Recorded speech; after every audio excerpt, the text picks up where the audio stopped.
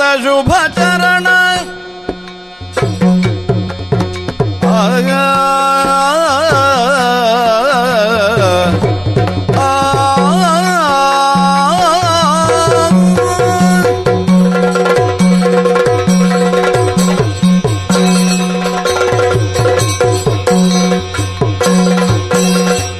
ಸುಂದರಾಂಗ ಸುಕಲಾನ್ವಿತ ಶುಭ ಚರಣ ಕೋಟಿ ಶೋಭಿತ ವ್ಯಾಳ ಸುಬಂಧನ ಜಗತ್ ಕೋಟಿ ಸದೃಶ ಕಿರಣ ಸದೃಶ ಕಿರಣ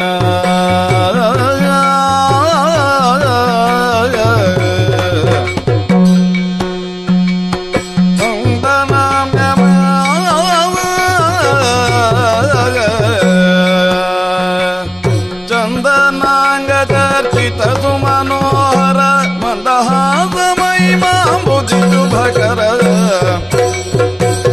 ವಾರಣ ವದನ ತ್ರೈಲೋಕ್ಯದು ಮೋಹನ ವಾರಣ ವದನ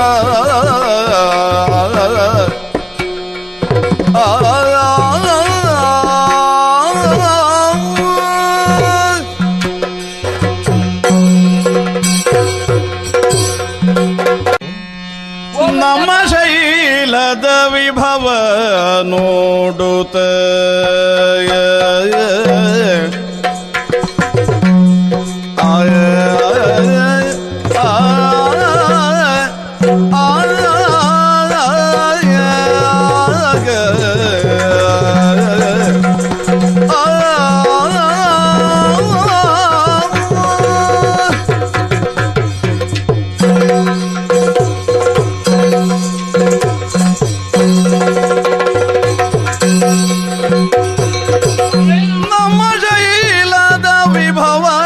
ನೋಡುತ್ತ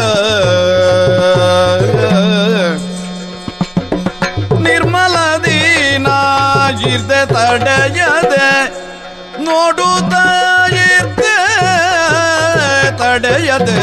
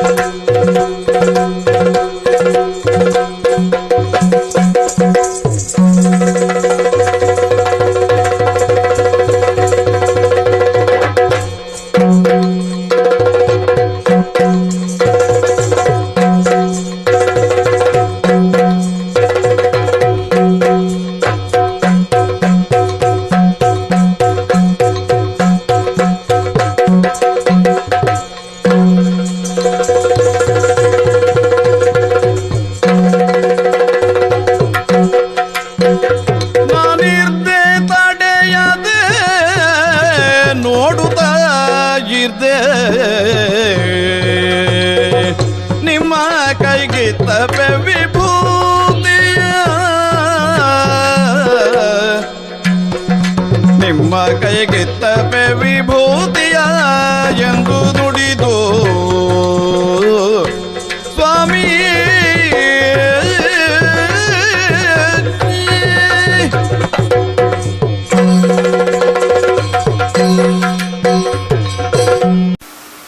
ನಮಸ್ಕಾರ ಸರ್. ನಮಸ್ತೆ ಸರ್, ತಾವು ಯಕ್ಷಗಾನ ಕ್ಷೇತ್ರಕ್ಕೆ ಪಾದಾರ್ಪಣೆ ಮಾಡಿದ ಹಿನ್ನೆಲೆಯನ್ನು ಸ್ವಲ್ಪ ಹೇಳ್ತೀರಾ? ನಾನು ಬಾಲ್ಯದಲ್ಲಿ ನನ್ನ ಮಾವ ಯಕ್ಷಗಾನ ಅರ್ಥಧಾರಿಯಾಗಿ ಹೋಗ್ತಾ ಇದ್ರು.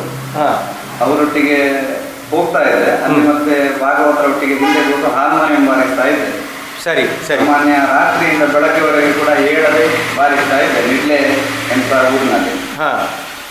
ಆಗ ಅಲ್ಲಿ ಹಿತ್ತರ್ಕ ಶ್ರೀಪತಿ ರಾವ್ ಅಂತ ಹೇಳುವರು ಭಾಗವತರು. ಅವರ ಪ್ರಭಾವ ನನ್ನ ಮೇಲೆ ಆಗಿದೆ. ಸರಿ. ಹಾಗೆ ಇದು ನನಗೆ ಒಂದು ಯಕ್ಷಗಾನದ ಮತ್ತೆ ಶಾಲೆಯ ದಿನಗಳಲ್ಲಿ ಯಕ್ಷಗಾನದಲ್ಲಿ ಭಾಗವತಿಕೆ ಅಧ್ಯಾಪಕರು ಮಾಸ್ಟರ್ ಹೇಳಿಕೊಟ್ಟದ್ದನ್ನು ಮಾಡ್ತಾ ಇದ್ದೆ. ಅಂದ್ರೆ ನಿಮ್ಮ ಮನೆತನದಲ್ಲಿ ಯಾರು ಯಕ್ಷಗಾನದ ಭಾಗವತಿಕೆ ಅಂಥದ್ದು ಯಾವುದು ಇರಲಿಲ್ಲ? ಇದ್ರಂತೆ ಮೊದಲು ನನ್ನ ತಾಯಿಯ ಅಜ್ಜ ಒಬ್ರು ಭಾಗವತರಾಗಿದ್ರಂತೆ. ಹಾ, ಹಾ. ನನಗೆ ಮತ್ತೆ ಗೊತ್ತಿಲ್ಲ ಅದರ ಮಾತ್ರ, ನಾನು ನೋಡಿದ್ದೇ ಇಲ್ಲ ಅವರನ್ನ. ಯಕ್ಷಗಾನದ ಬಗ್ಗೆ ಆಸಕ್ತಿ ನನಗೆ.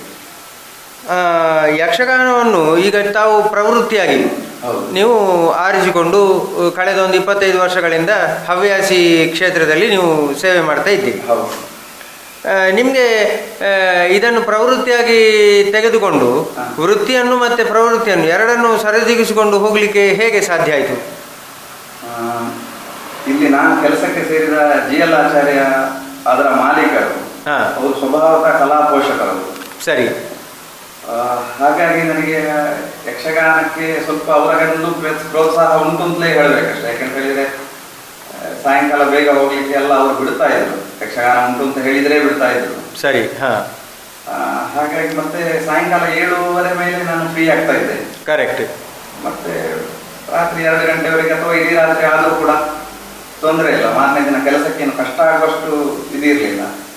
ಈ ಮಾರ್ಚ್ ಏಪ್ರಿಲ್ ಈ ಸೀಸನ್ನ ಟೈಮಲ್ಲಿ ಮಾತ್ರ ಸ್ವಲ್ಪ ಕಂಟ್ರೋಲ್ ಮಾಡ್ತಾ ಇದ್ದೆ ಹೊರತು ಮಳೆಗಾಲದಲ್ಲಿ ಎಲ್ಲ ಪ್ರೋಗ್ರಾಮ್ಗಳಿಗೆ ಹೋಗ್ತಾ ಇದ್ದೆ.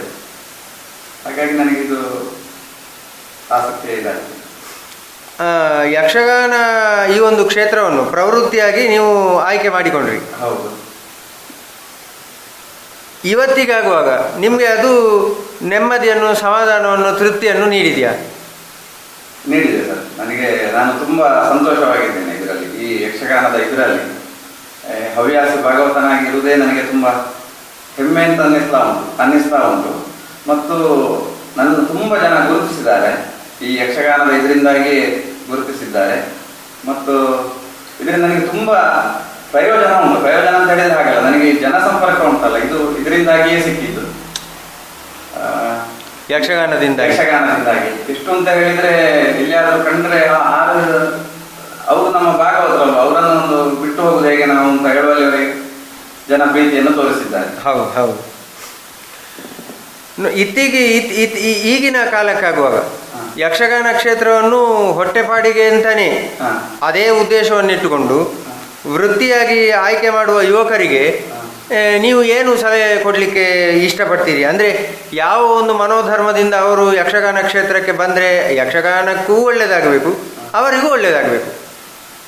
ಈಗ ಹೊಟ್ಟೆಪಾಡಿಗಾಗಿಯೇ ಯಕ್ಷಗಾನಕ್ಕೆ ಬಂದರೆ ಅವರು ಹೊಟ್ಟೆಪಾಡನ್ನು ಮಾತ್ರ ನೋಡಿ ಅಷ್ಟೇ ವಿನಃ ಯಕ್ಷಗಾನದ ಉದ್ಧಾರವನ್ನು ನೋಡುವಂತಹ ವಿಷಯ ಕಮ್ಮಿ ಅಂತ ಅನ್ನಿಸ್ತದೆ ನನಗೆ. ಯಾಕೆಂತ ಹೇಳಿದ್ರೆ ಈಗಿನ ಪರಿಸರ ಹಾಗೂ ಉಂಟು. ಹೌದು ಹೌದು.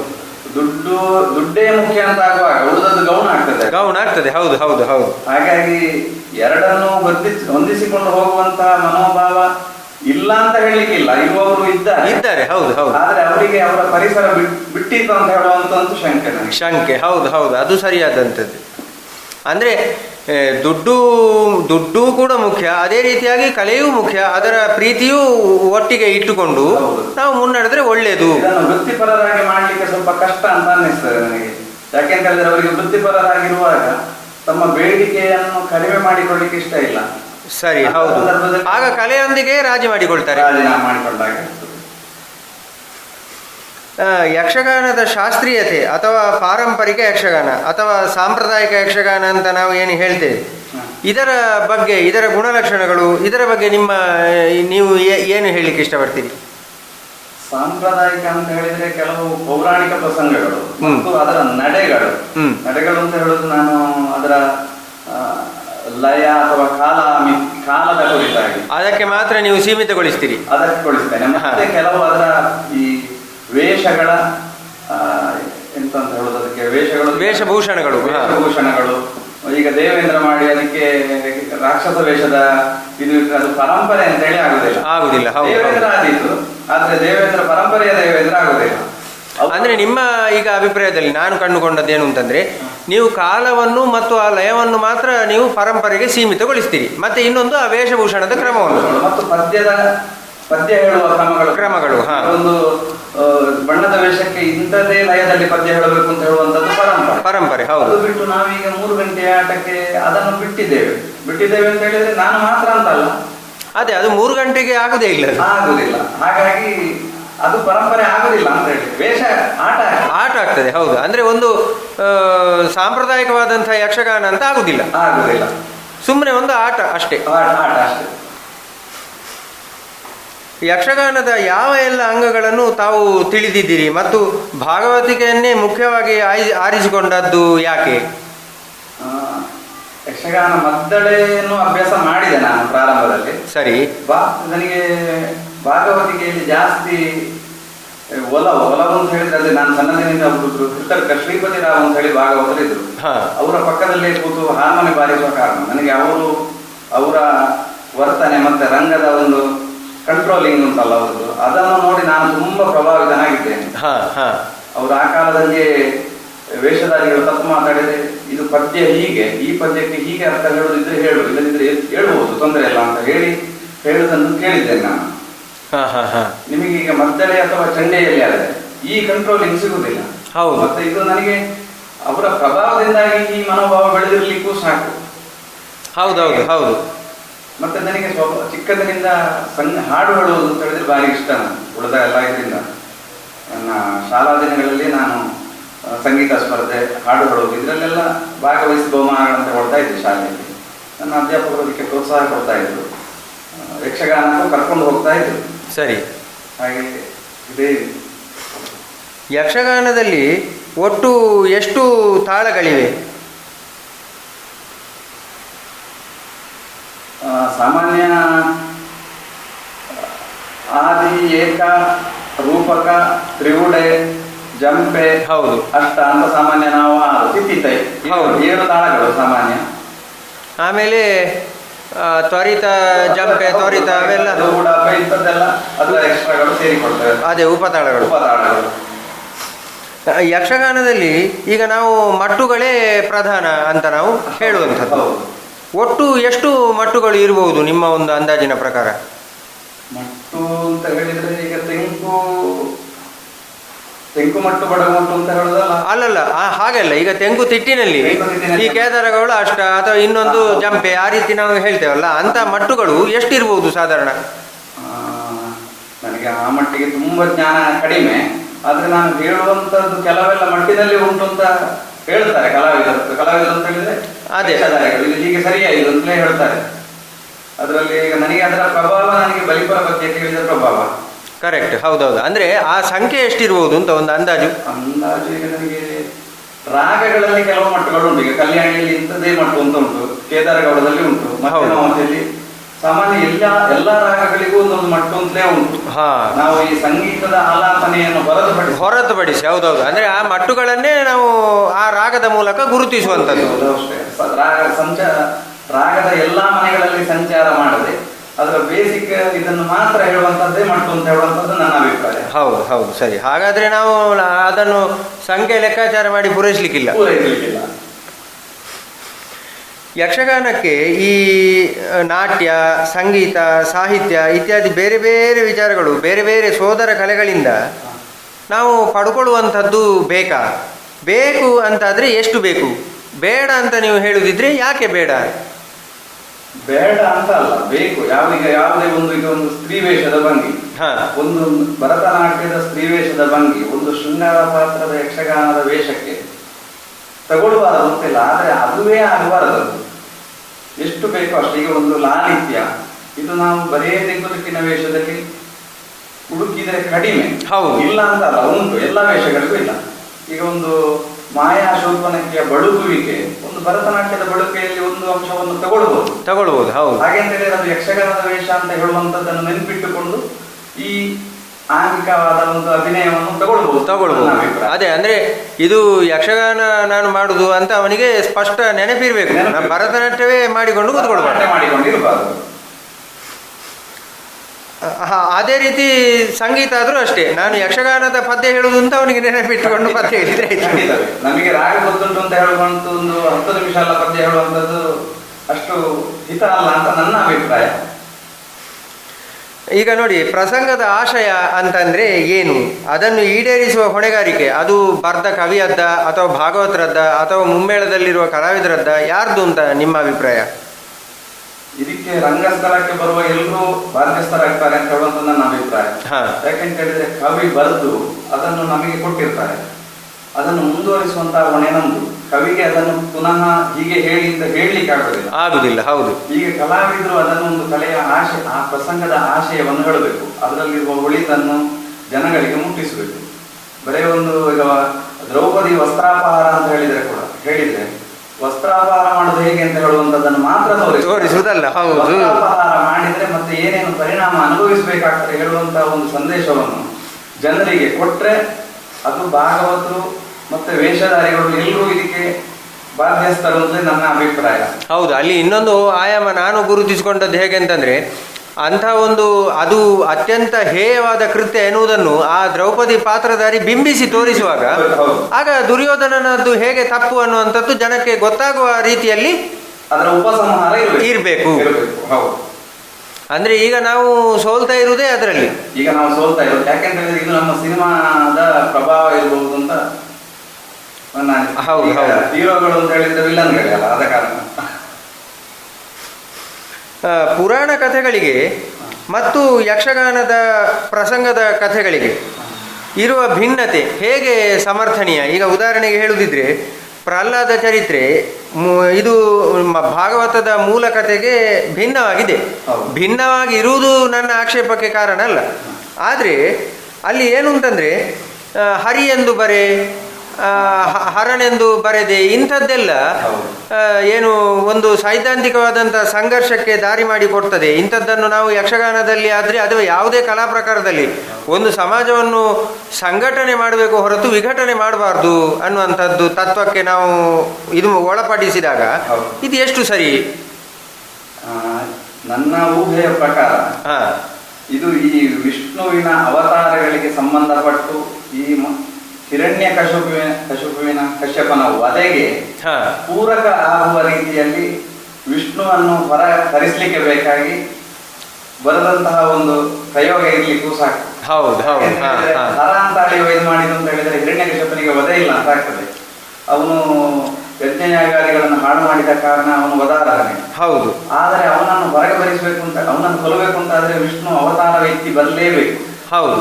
ಆ ಅವತಾರ ಎತ್ತಿ ಬರಲಿಕ್ಕೆ ಪೂರಕವಾಗಿ ಈ ಅಂಶವನ್ನು ಸೇರಿಸಿರಬಹುದು ಅಂತ ನನ್ನ ಆರೋಗ್ಯ. ಖಳ ಪಾತ್ರಗಳನ್ನು ನಾಯಕ ಪಾತ್ರಗಳಿಗಿಂತ ವಿಜೃಂಭಿಸುವಂತೆ ಮಾಡಿರುವುದು ಇದು ಪ್ರಸಂಗಕರ್ತರದ್ದೇ ದೋಷವೋ ಅಥವಾ ಪಾತ್ರಧಾರಿಗಳದ್ದು ದೋಷವೋ? ಯಾಕೆಂತಂದ್ರೆ ಕೆಲವು ಪ್ರಸಂಗಗಳಲ್ಲೇ ಉಂಟು. ಈಗ ಕೃಷ್ಣ ಸಂಧಾನದಂಥ ಪ್ರಸಂಗಗಳನ್ನೆಲ್ಲ ನೋಡುವಾಗ ಅಲ್ಲಿ ಪ್ರಸಂಗದಲ್ಲೇ ಉಂಟು.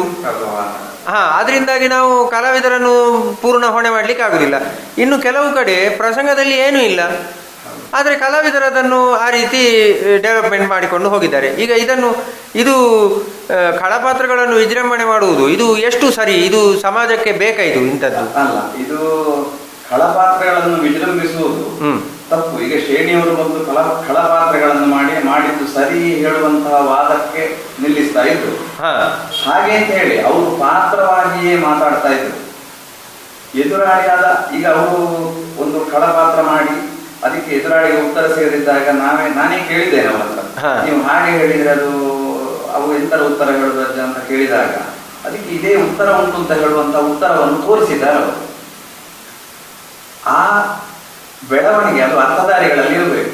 ಮತ್ತೆ ಯಾವುದೇ ಅರ್ಥ ಕೂಡ ಅವರು ಪಾತ್ರಧಾರಿಗಳು ಆ ಪಾತ್ರವಾಗಿಯೇ ಮಾತಾಡಿದಾಗ ಅದು ವಿಜೃಂಭಿಸಲಿಕ್ಕೆ ಸಾಧ್ಯ ಇಲ್ಲ ಅಂತ ನನ್ನ ಈಗ ಕೌರವ ಮಾತಾಡಿದವ ಕೃಷ್ಣನತ್ರ ಕೃಷ್ಣನನ್ನು ವಾದದಲ್ಲಿ ಮುಚ್ಚಿಸಬೇಕು ಅಂತಲೇ ವಾದ ಮಾಡಿದೆ. ಇಂಥ ಸಂದಿಗ್ಧಗಳು ಎದುರಾಗುವುದು. ಕೌರವನಾಗಿಯೇ ಮಾತಾಡಿದೆ, ಪ್ರಸಂಗದಲ್ಲಿರುವ ಪದ್ಯದ ಪ್ರಕಾರವೇ ಮಾತಾಡಿದೆ, ಅವ ಕೌರವನಾಗಿಯೇ ಉಳಿತಾನೆ ಮತ್ತು ಕೃಷ್ಣನಿಗೂ ಮಾತಾಡ್ಲಿಕ್ಕೆ ತೊಡಕಾಗುವುದಿಲ್ಲ. ಕೌರವನ ತಪ್ಪು ಏನು ಅಂತ ನಮಗೆ ಗೊತ್ತಾಗ್ತದೆ. ಇದು ಪಾತ್ರಧಾರಿಗಳ ಸಂಖ್ಯೆಯಲ್ಲಿರುವಂತಹ ಒಂದು ವಿಚಾರ. ನೋಡಿ, ಪ್ರಸಂಗದಲ್ಲೇ ಇರುವ ಅನಪೇಕ್ಷಿತ ವಿಚಾರಗಳ ಪದ್ಯಗಳು ಕಥೆಗೆ ಲೋಪ ಆಗದ ಹಾಗೆ ಬಿಟ್ರೆ ಕವಿಗೆ ಮಾಡಿದ ಅಪಚಾರ ಅಂತ ಆಗ್ತದ. ಈಗ ಉದಾಹರಣೆಗೆ ಹೇಳುದಿದ್ರೆ, ನಾನು ಶಶಿವಂಶವಲ್ಲರಿ ಅನ್ನುವಂಥ ಒಂದು ಪ್ರಸಂಗವನ್ನು ತಗೊಂಡ್ರೆ ಅದರಲ್ಲಿ ಗುರುಪತ್ನಿಯನ್ನೇ ಮೋಹಿಸುವ ಶಿಷ್ಯನ ಕಥೆ ಉಂಟು. ಆಯ್ತಾ? ಕಥೆ ಪುರಾಣದ್ದೇ ಆದರೂ ಕೂಡ ಇಂದಿನ ಜನಾಂಗಕ್ಕೆ ಈ ಕಥೆಯಿಂದ ಲಭಿಸುವ ಮೌಲ್ಯವನ್ನು ನಾವು ಮತ್ತೆ ಯೋಚನೆ ಮಾಡಬೇಕಾಗ್ತದೆ.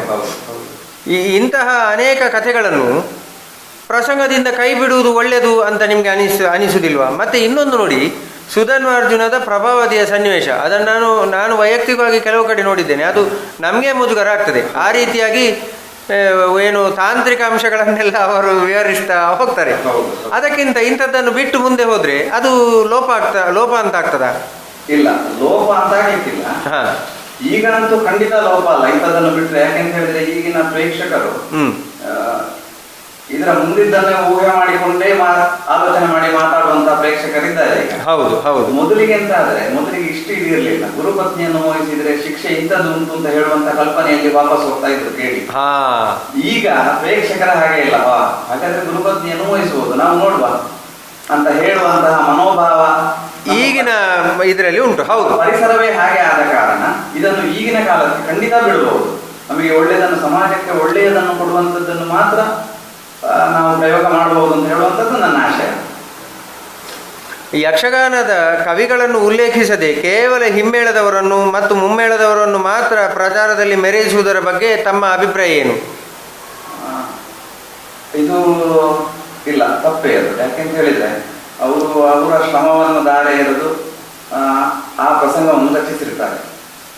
ಅವರು ಈಗ ಇಲ್ಲ, ಕೀರ್ತಿಶೇಷರಾಗಿದ್ದರೂ ಕೂಡ ಕೆಲವರ ಹೆಸರನ್ನು ಹೇಳುವುದು. ಯಾಕೆಂತ ಹೇಳಿದ್ರೆ ನಮಗೆ ಉಳಿದ ಎಲ್ಲಾ ವಿಷಯಗಳಿಗೆ ಹೇಳಲಿಕ್ಕೆ ನಾವು ರಂಗಸ್ಥಳದಲ್ಲಿ ನಮಗೆ ಕಾಲಾವಕಾಶ ಇರ್ತದೆ. ಹೌದು, ಇಂಥ ಕಾರ್ಯಕ್ರಮ ಇವತ್ತು ಇವರು ಮಾಡಿಸಿದ್ದು, ಇವರು ಸಹಾಯ ಮಾಡಿದ್ದು ಅಂತ ಹೇಳುವಂತಹ ಕಾರ್ಯ ಹೌದು ಹೌದು ಎಲ್ರಿಗೂ ಇರ್ತದೆ. ಹೌದು, ಅಂತ ಟೈಮಿನಲ್ಲಿ ಇದನ್ನು ಹೇಳಿದ್ರೆ ಒಳ್ಳೇದು.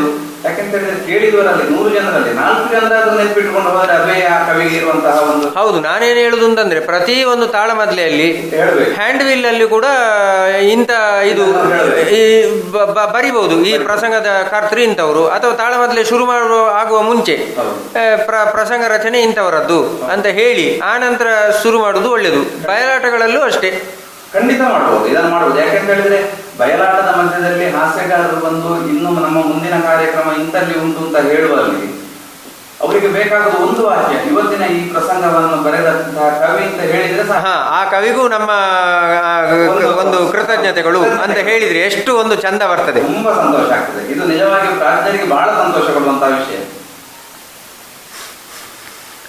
ಪುರಾಣೇತರ ಪ್ರಸಂಗಗಳು ಯಕ್ಷಗಾನಕ್ಕೆ ಪೂರಕವೇ ಅಥವಾ ಮಾರಕವೇ ನಿಮ್ಮ ಅಭಿಪ್ರಾಯದಲ್ಲಿ?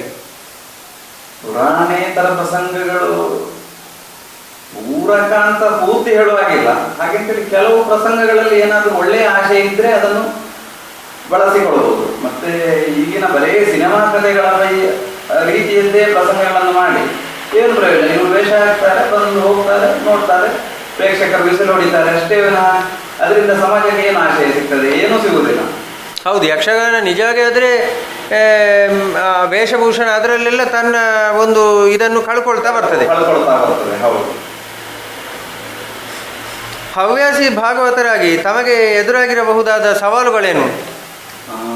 ಇದು ತುಂಬಾ ಉಂಟು ಸರ್. ಯಾಕೆಂತ ಹೇಳಿದ್ರೆ ನಾವು ಹವ್ಯಾಸಿಗಳು ಅಂದ್ರೆ ನಾನು ಈ ಪ್ರಶ್ನೆಯನ್ನು ವಿಶೇಷವಾಗಿ ಕೇಳುವುದು ಯಾಕೆಂತಂದ್ರೆ ನೀವು ಯಾವೆಲ್ಲ ಒಂದು ವಿಚಾರಗಳಲ್ಲಿ ಸವಾಲುಗಳನ್ನು ಎದುರಿಸಿದ್ದೀರಿ, ಮುಂದಿನ ಹವ್ಯಾಸಿ ಕಲಾವಿದರುಗಳಿಗೆ ಕೊನೆ ಪಕ್ಷ ಈಗ ನಿಮ್ಮಿಂದ ಆ ವಿಚಾರಗಳು ಸಿಕ್ಕಿದ್ರೆ ಆಗ ನಾವು ಎಲ್ಲಿ ಯಾವ ರೀತಿಯಲ್ಲಿ ಜಾಗ್ರತೆಯನ್ನು ವಹಿಸಿಕೊಳ್ಬಹುದು ಎಂಬ ಬಗ್ಗೆ ಒಂದು ಅವರಿಗೆ ಸೂಚನೆ ಸಿಕ್ಕಿದಾಗೆ ಆಗ್ತದೆ ಅಂತ ಹೇಳಿ. ಇದು ಈ ಹವ್ಯಾಸಿ ಭಾಗವತಿಕೆಗೆ ನಾವು ಹೋದಾಗ ಸಾಮಾನ್ಯ ವೃತ್ತಿಪರ ಕಲಾವಿದರೇ ಇದ್ರೆ ಒಂದು ನಾವು ಮೊದಲೇ ಅಲ್ಲ, ನಾವು ಮಾತಾಡಿಕೊಂಡು ಒಂದು ಟೀಮ್ ವರ್ಕ್ ಆಗಿ ರಂಗಸ್ಥಳಕ್ಕೆ ಹೋಗುದೇ ಒಳ್ಳೇದು ಅಂತ. ಈ ಬರೀ ಭಾಗವತರು ಒಂದೇ ಕಡೆಯಲ್ಲಿ ಕೂತ್ಕೊಂಡು ವೇಷಧಾರಿಗಳೇ ಬಂದು ಕೇಳಬೇಕು ಅಂತ ಹೇಳುವಂತಹ ಕಾಲ ಇಲ್ಲ ಈಗ. ಹೌದು ಹೌದು ಹೌದು. ಹೇಳಿದ್ರೆ ಮೊದಲು ವೇಷಧಾರಿಗಳು ತುಂಬಾ ಅಕ್ಷರಸ್ಥರಲ್ಲ, ಭಾಗವತರು ಹೇಳಿದ ಕಥೆಯನ್ನು ಹೇಳಿ ಈ ಪದ್ಯಕ್ಕೆ ಇಷ್ಟು ಮಾತಾಡಬೇಕು ಅಂತ ಹೇಳಿಯೇ ರಂಗಸ್ಥಳಕ್ಕೆ ಹೋಗುವಂತಹ ಕಲಾವಿದರು ಇದ್ದ ಕಾಲ ಇತ್ತು. ಹೌದು ಹೌದು. ಭಾಗವತರು ಕೂತಲ್ಲಿಗೆ ವೇಷಧಾರಿಗಳು ಬಂದು ಹೇಳ್ತಾ ಇದ್ರು. ಹೌದು. ಈಗ ಹಾಗಲ್ಲ, ನಾವು ಭಾಗವತರೇ ಹೋಗಿ ಯಾವುದೆಲ್ಲ ತಕ್ಕೊಂಬೋದು, ಯಾವುದೆಲ್ಲ ತಗೊಳ್ಳೋದು, ನಾವು ಹೇಗೆ ಹೋಗುದು ಅಂತ ಹೇಳಿ ಮಾತಾಡಿ ಹೋಗುದ್ರಲ್ಲಿ ತಪ್ಪಿಲ್ಲ. ಹೌದು, ಇದರಲ್ಲಿ ಏನು ಸಣ್ಣದಾಗ್ಲಿಕ್ಕಿಲ್ಲ. ಭಾಗವತರು ಸಣ್ಣದಾಗ್ಲಿ. ಹೌದು, ಅಲ್ಲ ಭಾಗವತರು ಅಂತಲ್ಲ, ಯಾರೇ ಆಗ್ಲಿ ಸಣ್ಣದಾಗುವಂತದ್ದಿಲ್ಲ, ಪ್ರಶ್ನೆ ಇಲ್ಲ. ಮತ್ತೆ ರಂಗಸ್ಥಳಕ್ಕೆ ಈಗ ಹೋದಾಗಲೂ ಅಷ್ಟೇ ಕೆಲವು ಸಲ ಈಗ ನಮ್ಮ ವೈಚಾರಿಕತೆಗೆ ಅನುಗುಣವಾಗಿ ನಾವು ಒಂದು ಸಣ್ಣ ಚೇಂಜ್ ಮಾಡಬೇಕು ಅಂತ ಹೇಳಿ ಆದ್ರೆ ಕೆಲವು ವೃತ್ತಿಪರ ಕಲಾವಿದರು ಒಪ್ಪುದಿಲ್ಲ. ಯಾಕೆಂತ ಹೇಳಿದ್ರೆ ಇದು ಮೇಳದಲ್ಲಿ ಇಲ್ಲ ಹೀಗೆ ಎಂತ ಹೇಳುವಂತಹ ಉದಾಹರಣೆಗೆ ಒಂದು 2 ವೇಷಗಳು ಇದರಾಗುವ ಪ್ರಸಂಗ, 2 ಯುದ್ಧಕ್ಕಾಗಿ ಬಂದ ಪ್ರಸಂಗ. ಪ್ರಾರಂಭದಲ್ಲಿ ನೀನು ಯಾರು, ನಿನ್ನ ಊರು ಯಾವುದು, ತಂದೆ ಯಾರು ಹೌದು ಅಂತ ಕೇಳುವಂತ ಪ್ರಸಂಗ. ಈ ಪದ್ಯಕ್ಕೆ ಇದನ್ನು ನಿಧಾನದಲ್ಲಿ ಕೇಳಿದ್ರೆ ಏನು ತಪ್ಪಲ್ಲ. ಹೌದೌದು. ಆದ್ರೆ ಅದನ್ನು ಹಾಗೆ ಹೇಳಿದ್ರೆ ನಮ್ಮ ಒಟ್ಟಿಗೆ ಇರುವ ವೃತ್ತಿಪರ ಈ ಮೇಳದಲ್ಲಿರುವಂತಹ ಅದೇ ಹಿಮ್ಮೇಳದವರು ಒಪ್ಪುದಿಲ್ಲ. ಅದು ಹಾಗೆ ಕೊಡುದಲ್ಲ ಮಾತ್ರ, ಅದು ನಿಮ್ಗೆ ಏನೇ ಕೊಡಬೇಕದು. ಯುದ್ಧ ಯುದ್ಧ ಆದ್ರೂ ಕೂಡ ಒಬ್ಬ ಮನೆಗೆ ಬಂದ್ರೆ ಕೂಡ, ವೈರಿ ಬಂದ್ರು ಕೂಡ ನಾವು ಏನು ಬಂದದ್ದು ಅಂತ ಕೇಳೋದು ನಿಧಾನ ಬೇಡ. ಹೌದು. ಅವ ನಿನ್ನನ್ನು ಹೊಡಿಲಿಕ್ಕೆ ಬಂದದ್ದು ಅಂತ ಹೇಳಿದ ಮೇಲಲ್ವ ನಮಗೆ ಸಿಟ್ಟು ಬರುದು. ಹೌದು, ಸರಿ. ಹಾಗೆ ಇದೆಲ್ಲ ನಮ್ಮ ಎಂತದ್ದು ಜೀವನದ ಅನುಭವದ ಇದರಲ್ಲಿ ಬರುವಂತಹ ಇದನ್ನೆಲ್ಲ ತಪ್ಪು ಅಂತ ಹೇಳಿಕ್ಕೆ ಆಗುದಿಲ್ಲ. ಆದ್ರೆ ಕಲಾವಿದರು ಎಲ್ಲರೂ ಒಪ್ಪುದಿಲ್ಲ ಇದನ್ನು. ಅಂದ್ರೆ ಒಂದು ನಿಜವಾದಂತ ಒಂದು ಯಾವುದೇ ಒಂದು ಏನು ಪಾಸಿಟಿವ್ ಚೇಂಜ್ಗಳಿಗೆ ಮೇಳದ ಕಲಾವಿದರು ಒಪ್ಪಿಕೊಳ್ಳುವುದು ಕಷ್ಟ. ಉದಾಹರಣೆಗೆ ಚಂಡಮುಂಡರು ನಾನು ಹೇಳ್ತೇನೆ. ಚಂಡಮುಂಡರ ಪ್ರವೇಶ ಆದಲ್ಲಿಗೆ ಈಗ ಈ 4 ಗಂಟೆ ಆಟದಲ್ಲಿ ಮಹಿಷವಧೆ ಆಗಿ ಶುಂಭರಾಗಬೇಕು.